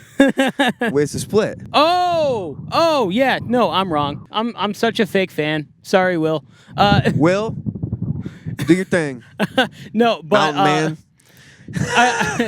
I also love that like the synth bass is really fun too. Yeah. It was kind of funny watching them live because they don't have, I don't know if they don't have a bass player or if their bass player wasn't there, because they have some songs that have like bass guitar too. Yeah. But their bass was being played on tracks. But I thought it was funny because they still had a bass that was sitting on a stand on stage. Awesome. so it's like this is our bassist, or the ghost of our bassist. Yeah. Rest in peace. But I just love that kind of like funky, like, you know, very it really is just summery. I don't I don't know how else to describe it. But yeah, they were one of the bands that when I saw them at Jorts Fest, I was like, okay, I have to listen to this on the car ride back at the end of the night, because I was like just so blown away and had never really listened to them before. So they were super fun. What do we have up next? So next up is a little unknown band. They don't have any releases out yet. Their name is the Nosebleeders, and it is myself, Yep. and Maddie Secret, who's also in we're all made of Stardust, and a few other projects I can't quite remember. Sorry, Maddie. But we don't have any more music out. We don't have music out yet, so this is a premiere here. Oh yeah. We should have music out. We're definitely by the end of the year. Probably like maybe we're thinking October or somewhere around there.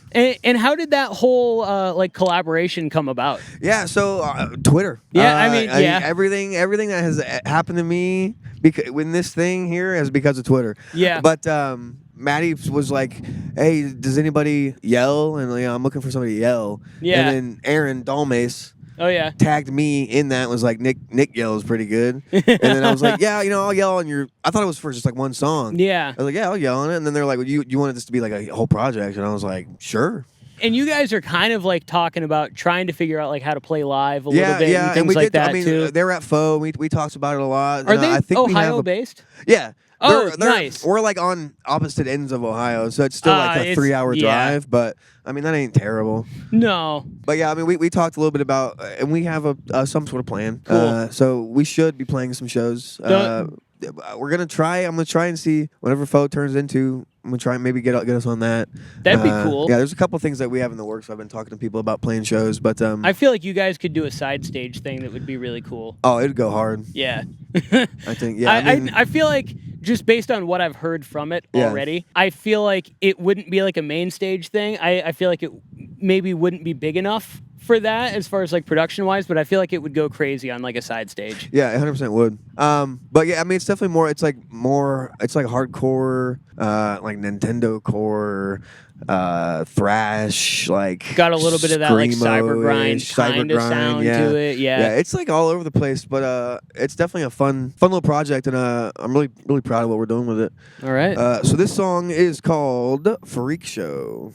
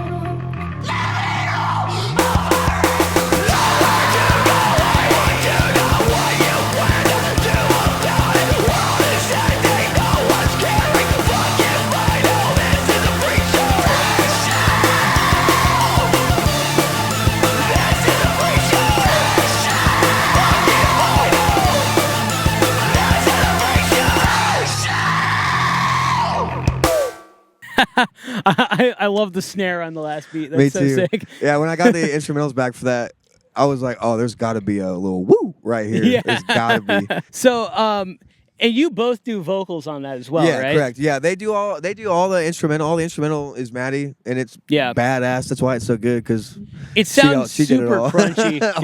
It's really cool. Gross in the best way possible. But yeah, I mean, I love our vocals together. I think they have more of like a screamo-ish, like a hoarseness to it. Yeah, that is more like it's more not clean, but it's more like not thin either, but more like, I feel like mine's more like choppy. Yeah, and it's more like a hardcore sensibility. Yeah, where it's just more so yelling, and she's like just screaming. Yeah, you know. It's I think it's a little bit of like the raspiness. It sounds like bad vocal technique. Yeah. I mean, ironically, which I think is part of why it sounds cool. Exactly. Which also may hurt the longevity of it potentially. Yeah. But it's really cool how you guys are like kind of blending the styles of it. Are you gonna be doing any? Because there was like a little bit of like an auto-tuned like singing type of thing. Are you gonna be doing any of that? Well, that was more, her. Okay. I do have.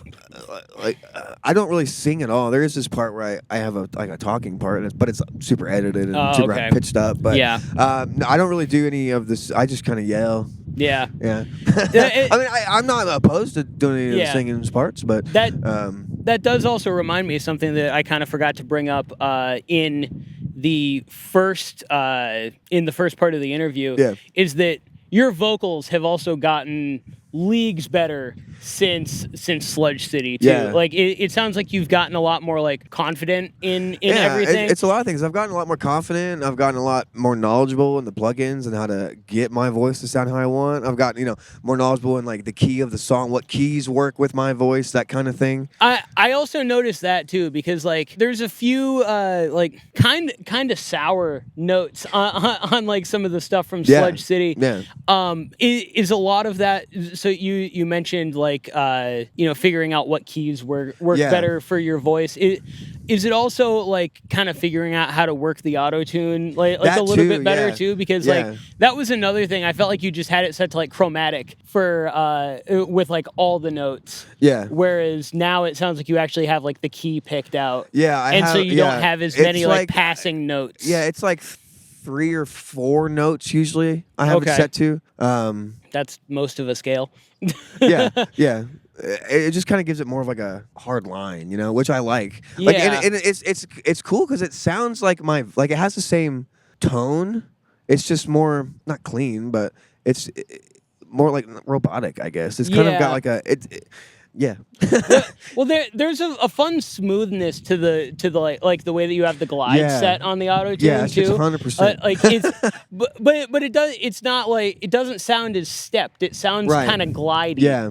Which is cool too. Like it's also like figuring out how to get a take that's going to work with the effects, I guess. Yeah. Well, because not that's the weird thing with the auto-tune is like it's hard to record with auto-tune because there's so much inherent latency to it. Yeah. Because it has to know what pitch you're trying to sing before it can, affect the pitch.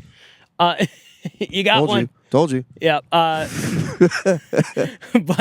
I think that it's super cool how much that has grown and like gotten better. Yeah, I'm really happy with it. And like I said, I sing the most out of anything I've ever made on this album. And, I think it sounds good. I do too. I think it sounds great. Yeah, and Nosebleeders sounds great. I think it'd be. I'd love to watch Nosebleeders live. I'd love to play Nosebleeders live. Yeah. So anybody, if you like that book shows, hit us up. We're on Twitter at Nosebleeders with the O's a 0 in nose.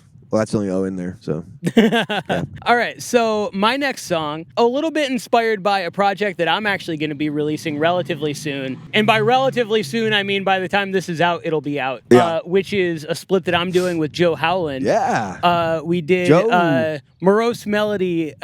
Morose Medley, an acoustic fake emo EP, which my songs turned out a little bit less acoustic than originally thought. Yeah. But they were all written on acoustic guitar. Yeah. So they're all based around the acoustic guitar. The acoustic guitar is the instrument that goes throughout the entire song. One song's got acoustic drums. That's still acoustic. Electric acoustic. Oh no, that one was a real marching snare. because Nick also did the percussion on all of my songs. Yep. And the art. Yeah, and the art for the split. And the art for the split as well. Shout out. But if you need artwork made, I will probably do it for free. Hit him up. But anyway, a lot of, at least more recently, Joe's stuff has been produced by Bob of the band You're the Worst. Yeah. He did the mix and master for the split, for Joe's songs. He did the master for mine. I mixed my own stuff. And then he also did the string arrangements for Joe's songs. Yeah, which is are beautiful. Such a cool addition to his sound. Yeah. But anyway, so I wanted to feature a song from Bob's band, You're the Worst. This is, I believe, the first and only single from the album that came out a couple of weeks ago. This song is called Muscle Memory.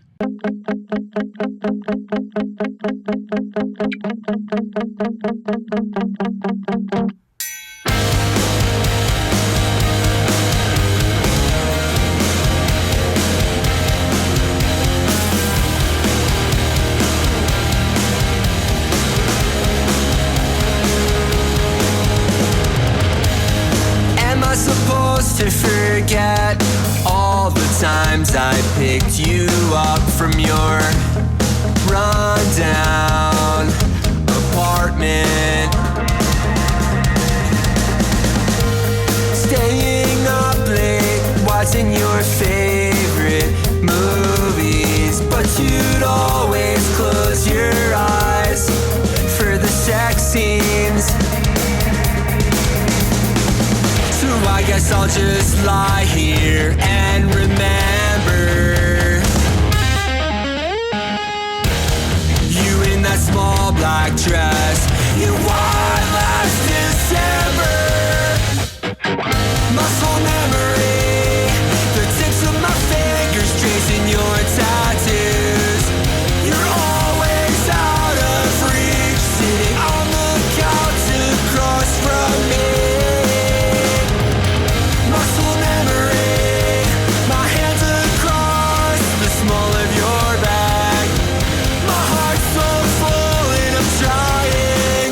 But you said you never felt it.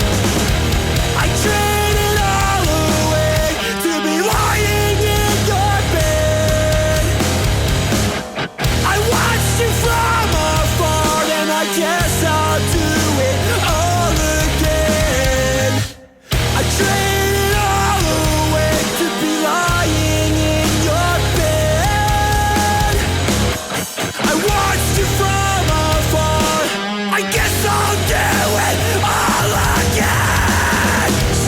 guess I'll just lie here and remember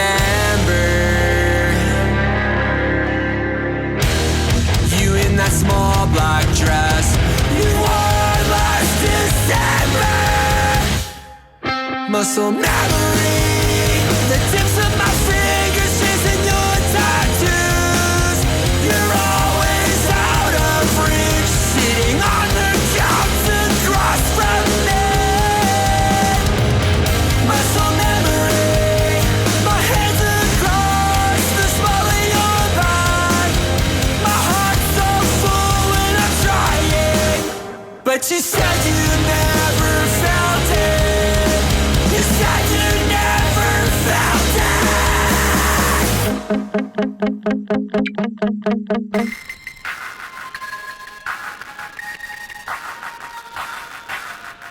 We'll be with you momentarily. We are currently attending to all of the more deserving people in your life, and that may take a bit. So here's another song. And that little hold music thing is actually something that goes throughout the album after a few different songs. Oh hell yeah! Which is like a cool little concept thing. Yeah, I love it when that I'm bringing up Mollify again, but yeah, Mollify did kind of a similar thing, and I love that. And speaking of Mollify, yeah? So Bob records and produces all of this stuff, but this was actually mixed and mastered by Tony, who does all of the full-blown meltdown stuff.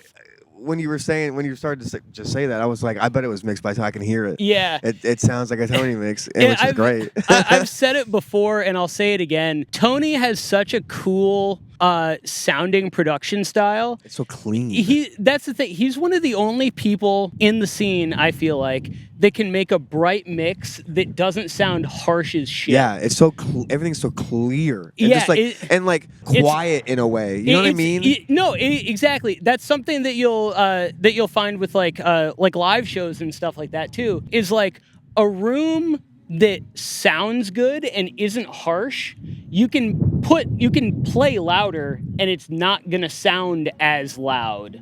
It's like it just sounds smooth and like, I mean, all of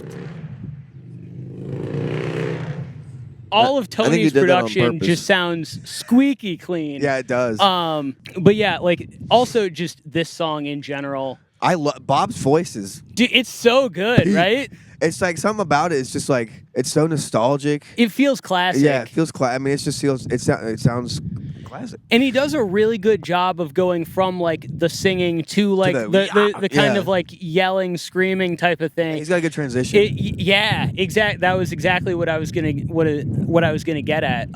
He goes. That's hard. It is. I mean, people don't really realize how hard like the transition is for that is, but like for me, I mean, I struggle with it because it's like I have to like it's a whole different part of my throat that I yell with than I sing with, so I have to like flip it back real fast. And sometimes it fucking it's the same thing as like singing like in your chest voice versus your head voice, or like what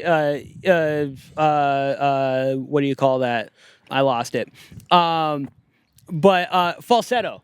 Yeah, okay. Yeah, because falsetto is head voice, and then like your like regular voice is like your chest voice, and even just making that transition.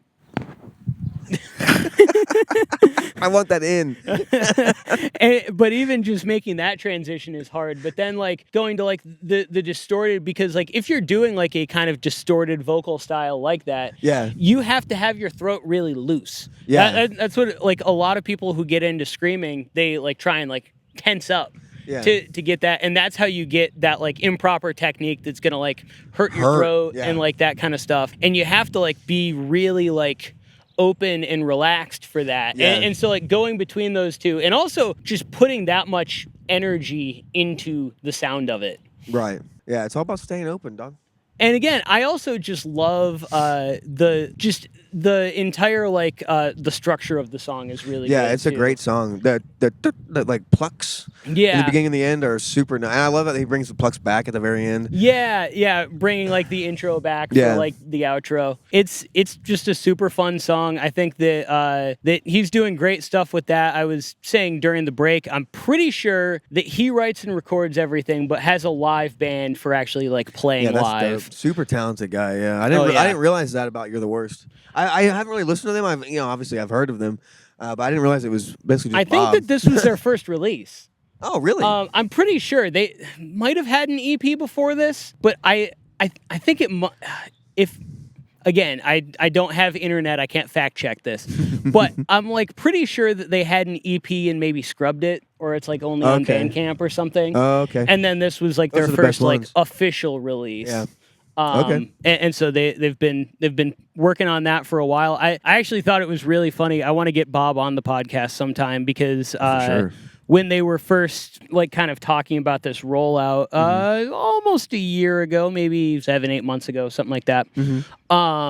They were like, "Oh, who can we talk to for, you know, trying to get promotion and stuff like that?" And somebody like tagged me, and I'm like, "Oh, Yeah. hell yeah, You're like, that'd be "Yup, dude." sick." And then just working with Bob on the split too. Like Yeah. I know that he knows his shit as far as engineering too. Yeah. He did mix and master some of the tracks. Tony did some of the tracks. On that EP? I think it's a full length. Oh, But- the full length? Okay, yeah, on the full length. But yeah, so he did some of them. He had Tony do some of them. I'm not entirely sure how he chose which ones were going to be done by who. Yeah. My guess is that probably the simpler songs he did, and then he gave Tony the more complex ones Yeah. or whatever. But I'm not entirely sure. That'll be a question for him when I get him on the podcast at some For point. sure. Table it. Yeah. We'll circle back. Circle back. What do we got up next? Next up, we have another find from the great app from Mr. Zuckerberg here. This is Madilyn May. You ever heard of her? No. I think she's either on tour or going on tour right now with AJR. Oh, okay. Opening for AJR. And found them on Instagram. They're like folky, pop, Okay. weird ass shit. It's real good. It's called What's Going On. They're from Arizona. Okay. A lot of good music out of Arizona. Yeah. Yes, I mean, I saw a lot of people from Arizona here today, or not today, but this weekend. This weekend, yeah. It's interesting. I've never really like gotten super into the Arizona scene, but Yeah. every time I find somebody from Arizona, I'm like, oh yeah, this is sick. Yeah, I mean, and it's funny because you just think about your local scene so much that you're like, oh, other people also have local scenes. Yeah, you know, yeah, it's not just me. yeah, exactly. Okay, but this song's called "What's Going On" by Madilyn May.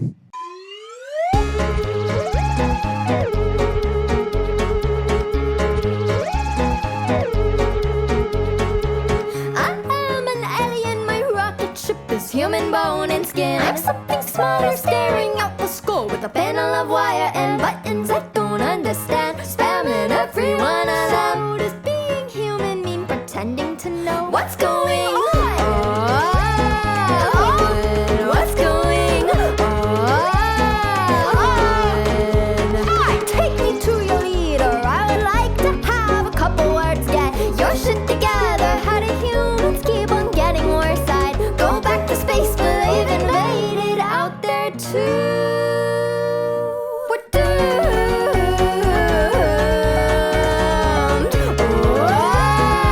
Anyone tell me what's going on? I'm gonna scream. Tell me. You mock the way I talk, and I might be a little bit behind trends and slang in other ways to fit the box, to not be not liked. Once it gets underneath my skin, it's hard to let anyone in again. My walls go up, I'm on defense. My solitude is safer than having friends. Why do I feel alien? I am an alien. My rocket ship is human bone and skin. I'm something smaller, staring out the skull through two big eye sockets, and I just don't understand how to become one of them. Does being human mean pretending to be something you're not? What's going on?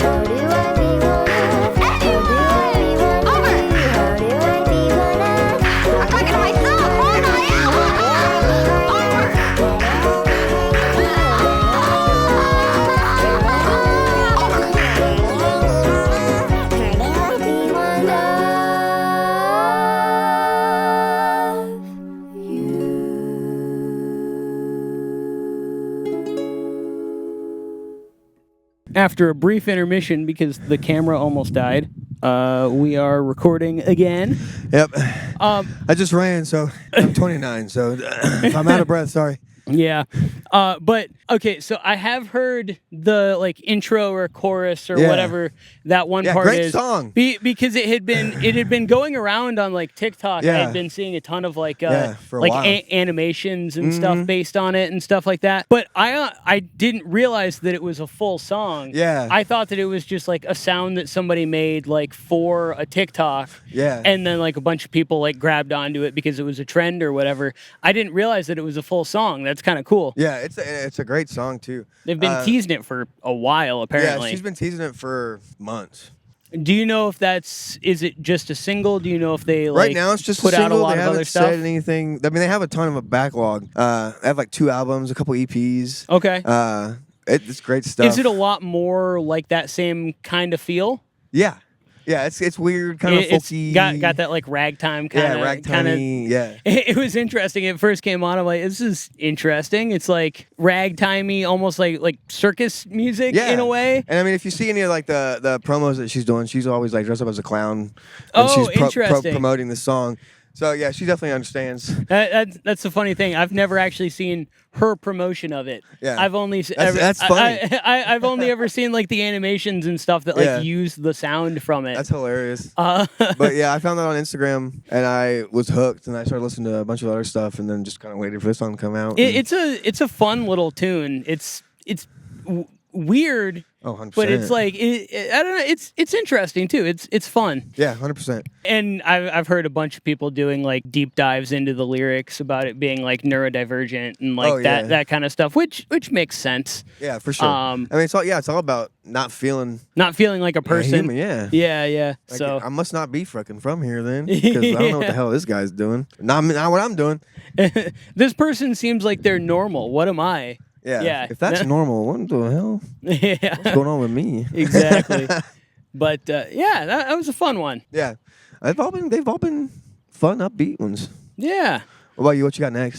So my last one is from an artist. I forget where she's from, but Emily, who produces music as 2 a.m. Wake Up Call. This is from her new album that just came out as of recording this, like less than a week ago, I think. I actually did some backing vocals, like some harmonies for not this song, but another song on the album. Yeah. They're mixed real low. You definitely can't tell that it's me. It's Right. part of like a big thing. Right. But you know, I did a little bit of that because I've said this before. Like, if anybody just needs like gang vocals or harmonies or anything, like I'm totally down to just like do that for fun. Same here. But yeah, so this is actually the first song off of the album, and it's called CD Age. CD age, as in age of a person. Not CDH. Not CDH, as I first thought. Okay, here we go.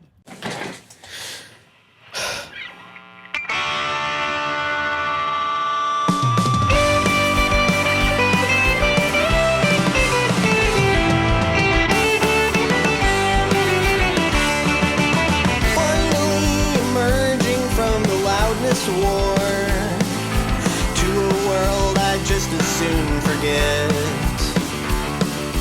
Moving from the garage to the bedroom, from the bedroom to the internet. Stuck in parallax, nothing moving, nothing standing still. Hollow Kodiak, nothing matters, nothing ever will. We don't own a thing anymore. That's how we like it. Another piece of life to payment for. But holding something in your hands is on a burning page. It's the end of the CD age.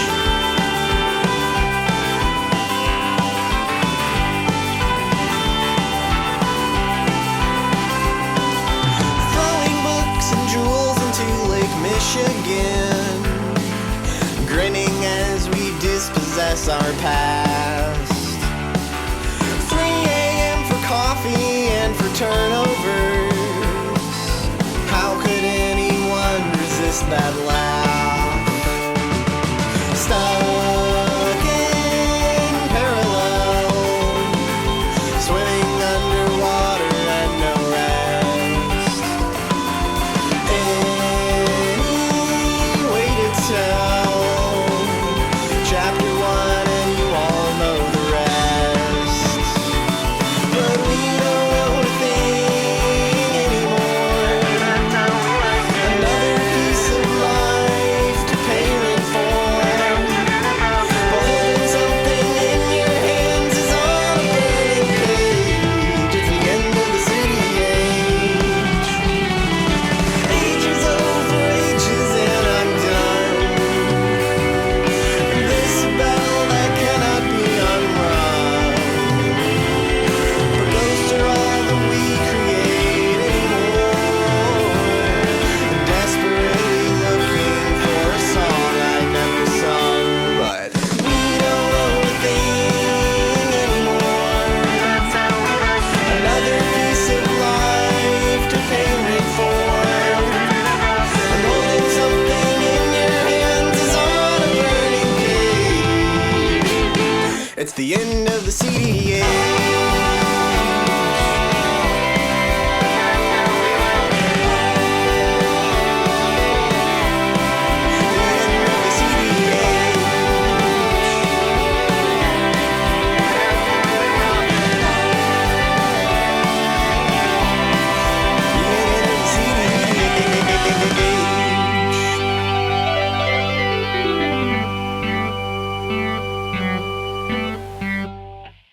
Age. Yeah, that little stutter That's edit sweet. is cool.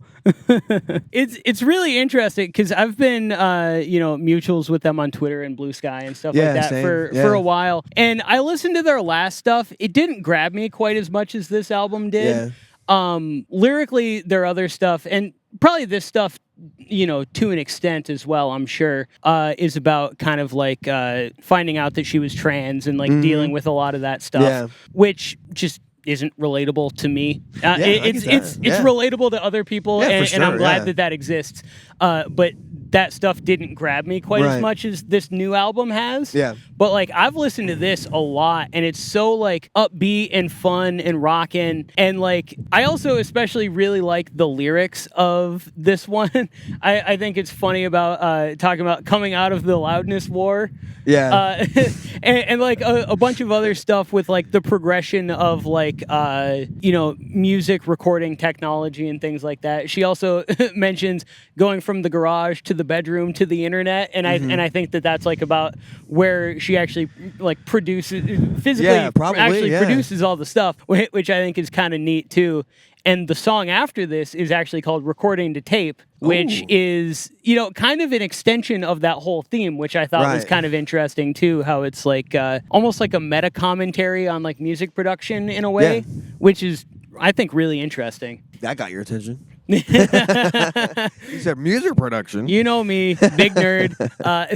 No, but like I think that this entire album is worth a listen. I listened to it for the first time the other day, and I've listened through it all the way a few times, and it's just really fun stuff. Like the instrumentation is a lot more my speed. Yeah. Too, because there's like a lot more riffy guitars and like Yeah. noodly stuff. Noodly. There, Yeah, it kind of reminded me of like a little bit of like a beach surf kind of vibe, Yeah. a little bit. I could get that too, and also with like the big like backing vocals. Yeah. The, Yeah, it was just kind of like it was kind of washy. You know what I'm saying? Yeah. You were saying Brian Wilson, right?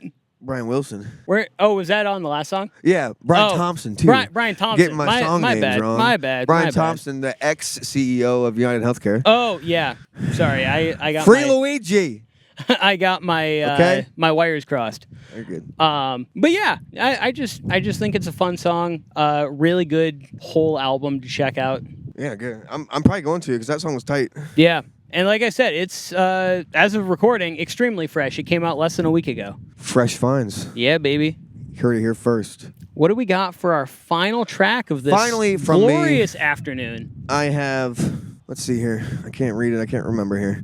This is another band that I found off of Instagram Reels. Instagram Reels. It's funny because like I'm following so many bands and on Twitter and stuff, and I listen to their music obviously, but like I feel like especially with like genres.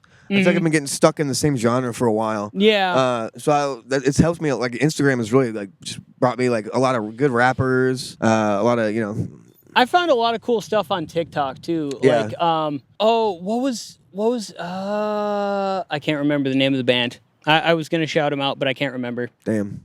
Anyways, the next song here is called "Wish in Twos" by Cheap 52. They're out of Pennsylvania, Philly, and it's real good. It's a emo song. Okay. It's got some sick riffs. Sick riffs. Yeah. "Wish in Twos."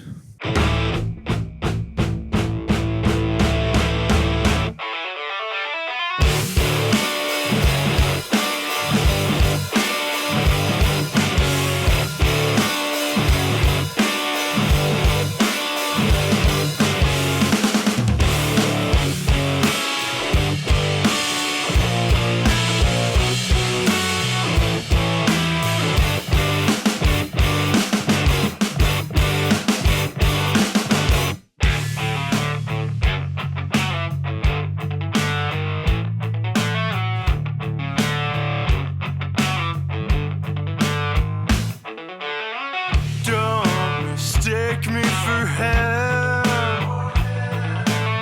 Try to take me for what I am.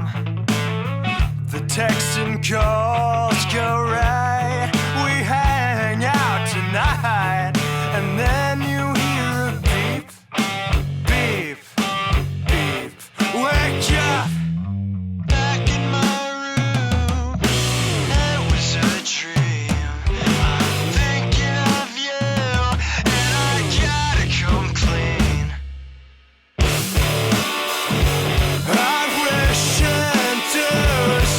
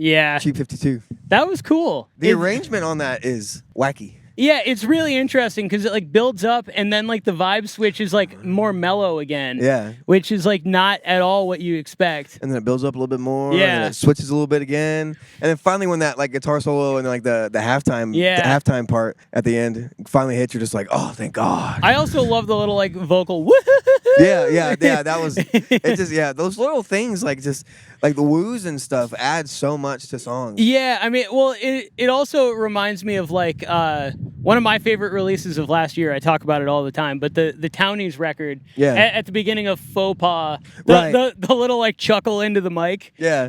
Like just little things like that.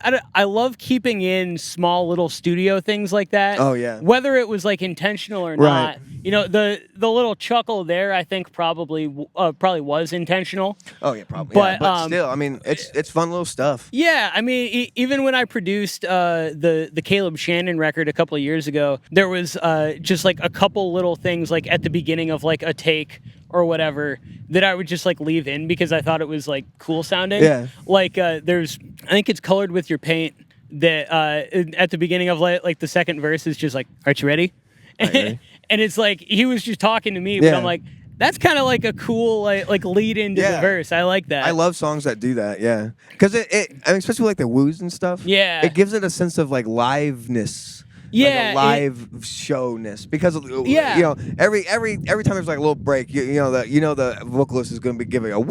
You know? Yeah. Woo. Brr, you know, I mean that's That's just everybody part of the hyped. live music. Yeah, getting everybody so whenever I hear hype and everything. Woos like that in music, I'm always like, oh hell yeah, this is what go baller live. I also love that power chords are coming back to emo. Finally. Because like, and I'm not getting down. I'm not punching down on any of Never, like never. the twinkle shit. It's fun. It's really fun to watch live. Hell yeah. Louis, shout out Louis. Hell yeah. Tiny Voices, Stars Hollow. Dude Love is Louis. insane. One of the most insane guitarists I've ever seen. But I mean, between that and like the new Charmer record Yeah. and like some other stuff, I'm just feeling like the power chords and like the chuggy riffs and stuff like that are coming back in a big way. Yeah, I agree. Which is a lot more my bag. Same. I mean, I feel we both are pop punk girlies at the end of the day. Oh really. yeah, for sure. And so I think that it kind of comes back to that, and it's been really interesting watching the kind of convergence and then of like pop punk and emo under like one label. Yeah. It's been hard for me. It's weird because like I've honestly up until like a couple of years ago I never identified as like an emo fan really. Right. And Because then when I was growing up, like Fall Out Boy and My Chemical Romance and Panic at the Disco weren't emo. That was pop punk. Yeah, it was just pop punk. Or it was mall emo. Mall emo, Yeah. which was just sad pop punk. Really. Yeah. Because you had pop punk, which was about summer and Yeah. pizza, and then you had mall emo, which was pop punk but about being sad. Yeah. Yeah. Well, and then like the emo shit back then, or what people were calling emo back then, Yeah, like- was a lot more like kind of post-hardcore type shit, Yeah. which I was into, but also I always kind of called it like post-hardcore or like, metalcore as opposed to like emo. Yeah, because Like- don't they consider Boxcar Racer a post-hardcore album? I don't know. Pretty sure that's on the Wikipedia. It- but like that's more so what I mean. Yeah, like that's I would consider that an emo record. Yeah. Boxcar Racer, a post-hardcore emo record. I just think it's very interesting watching how genres develop and evolve and like Yeah. how the terms change. Yeah, and that's the thing is that terms change. Yeah, like purists will recite the fucking like real emo copy pasta. I have a shirt that has that on it. That's so It's funny. sick. I should have worn it this weekend, but I didn't. But like, and I mean, even like you see that with like people debating whether Turnstile is still hardcore. I think we should ask Turnstile.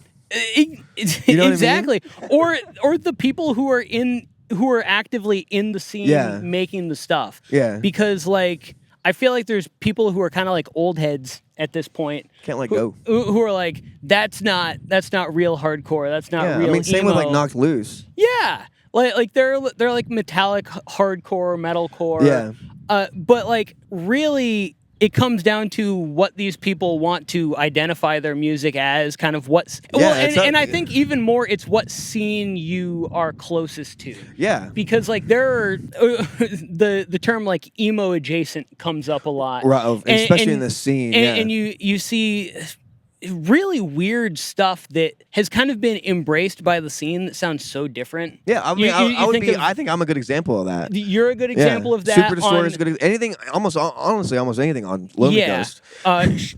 Shout out. But also like on the lighter side too, things like pacing or cheek face. Pacing, cheek face. Because both of them are just basically pop. Yeah. I mean, essentially, but like they've been Molly O'Malley. Yeah. But they've been, kind of like embraced by this like DIY emo community to the point where they're like adjacent without sounding at all like that. And I mean, I think Convoluted LP2 it definitely is more emo. Yeah. Than Sludge City. And because Convoluted is more so about me, and then Sludge City was more so about society. Yeah. We live in a society. Did you know that? But I just think that it's really interesting watching all of that evolve. Well, and also going back to the Charmer thing too. Yeah. Like Charmer were really early on that kind of like wave that are like kind of in, but kind of on the tail end of. Yeah. With like the tappy like twinkly stuff, because they kind of did that on the first record a little bit. Right. But I feel like they're a band that are always like ahead of the curve. For sure. But do you think the next wave's coming? I think so. Next waves. It's wave 6. Here we go. I feel like we're in the middle of watching the transition right now. I do too, and I mean I can feel it, like, especially with like everything going on with Faux and being in the scene. Like I can feel. I don't know. I think also being older too, it just kind of gives me a more so of like an urgency to pay attention. Yeah, and I can see, and it's you all can for watch things change. Yeah, it's all for the good, and I kind of feel like I'm just like sitting back and just being like, damn, like it's really interesting. It's very and like I said, in 10 years, all these bands, Howard's, Connor, Ethy, they're all going to be the subject of these coffee table books that we all have about emo and about punk, and they're all it's all going to be us. That's the thing. Like I don't want to sound like super self-important or whatever, but like I really do think about this almost like this is like the next wave of like alternative music history that's being written right now. Yeah. And honestly, I think about that with the podcast on occasion. Yeah. Where like I don't get tons of views right now, and but I feel like this is something that somebody like might discover a band and then be like, oh, this was a really early interview that they did, and I feel like it's almost like documenting things for the future, exactly, almost more than it is like for the present. And that's the same thing that I don't know if you listened to the Summit Shack. That was kind of where I got this tangent. Exactly on the shout out 5 at the door, Christy. But that's exactly what he was saying about Summit Shack's YouTube. Is that like it's not for anybody now. Yeah, it's not for anybody next year. It's for people in 10, 20 years to be like, look at that. Because I mean, like he said, all the old modern baseball stuff. I watch all that stuff and I'm like, damn, I wish I could have been there. But like, we are here now. But also, it's so interesting that like a lot of that stuff, like it popped off in its time, but like I feel like it really got its legendary status 5 years later. Oh yeah, 100%. 6 years later, something like that. Everything ages, and it usually ages well. Yeah, as I've found. I mean, we're all very lucky to be in this scene and to be experiencing what I believe is the next, the page is currently being flipped a little bit. And we're all just very lucky to be part of it. And like that's one of the things like I always have after coming to like one of these big festivals because we just got off of Fauxchella. Faux beep. Yeah.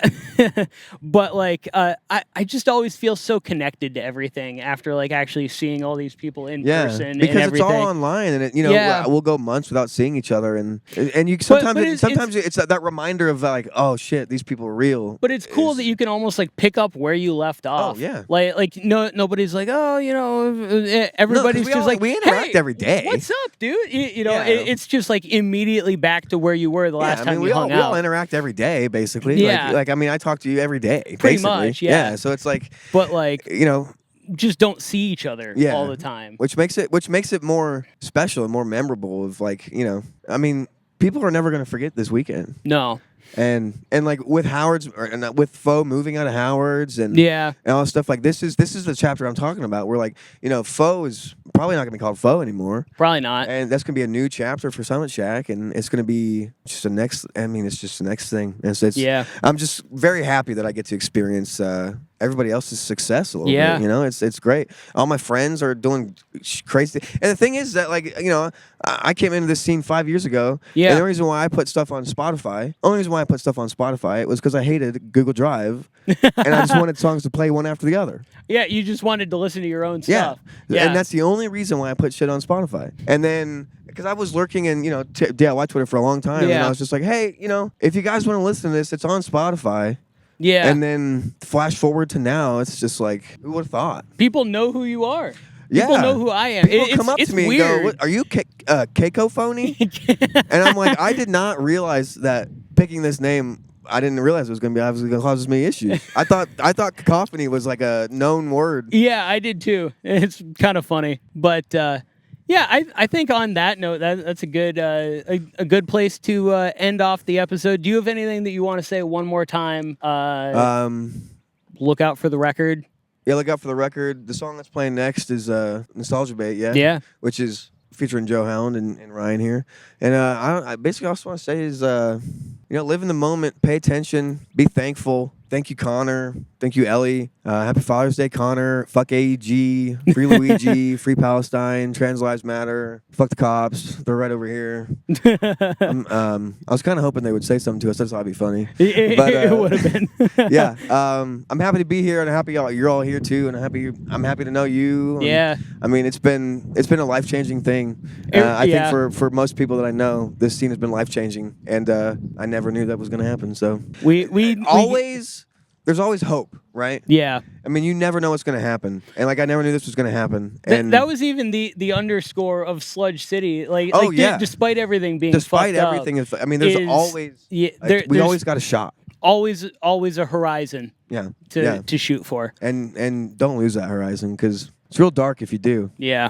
And on that note, this has been the Fresh Finds Podcast, the show about discovering new music with good people.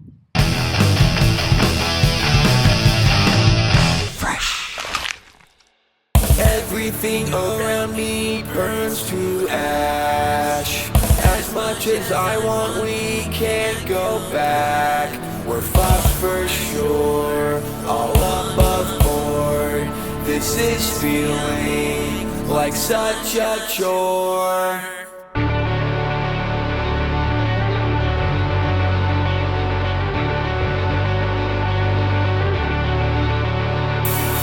Meet me in the back room, I have a secret. Promise you won't tell, can you keep it? Tell me I'm alright, act like you mean it. Shit's going down, you can't miss it. Everybody's home for the weekend, jumping in the pool like it's not the end. Everyone's acting like they're fine, but I can see it. Hide behind those eyes.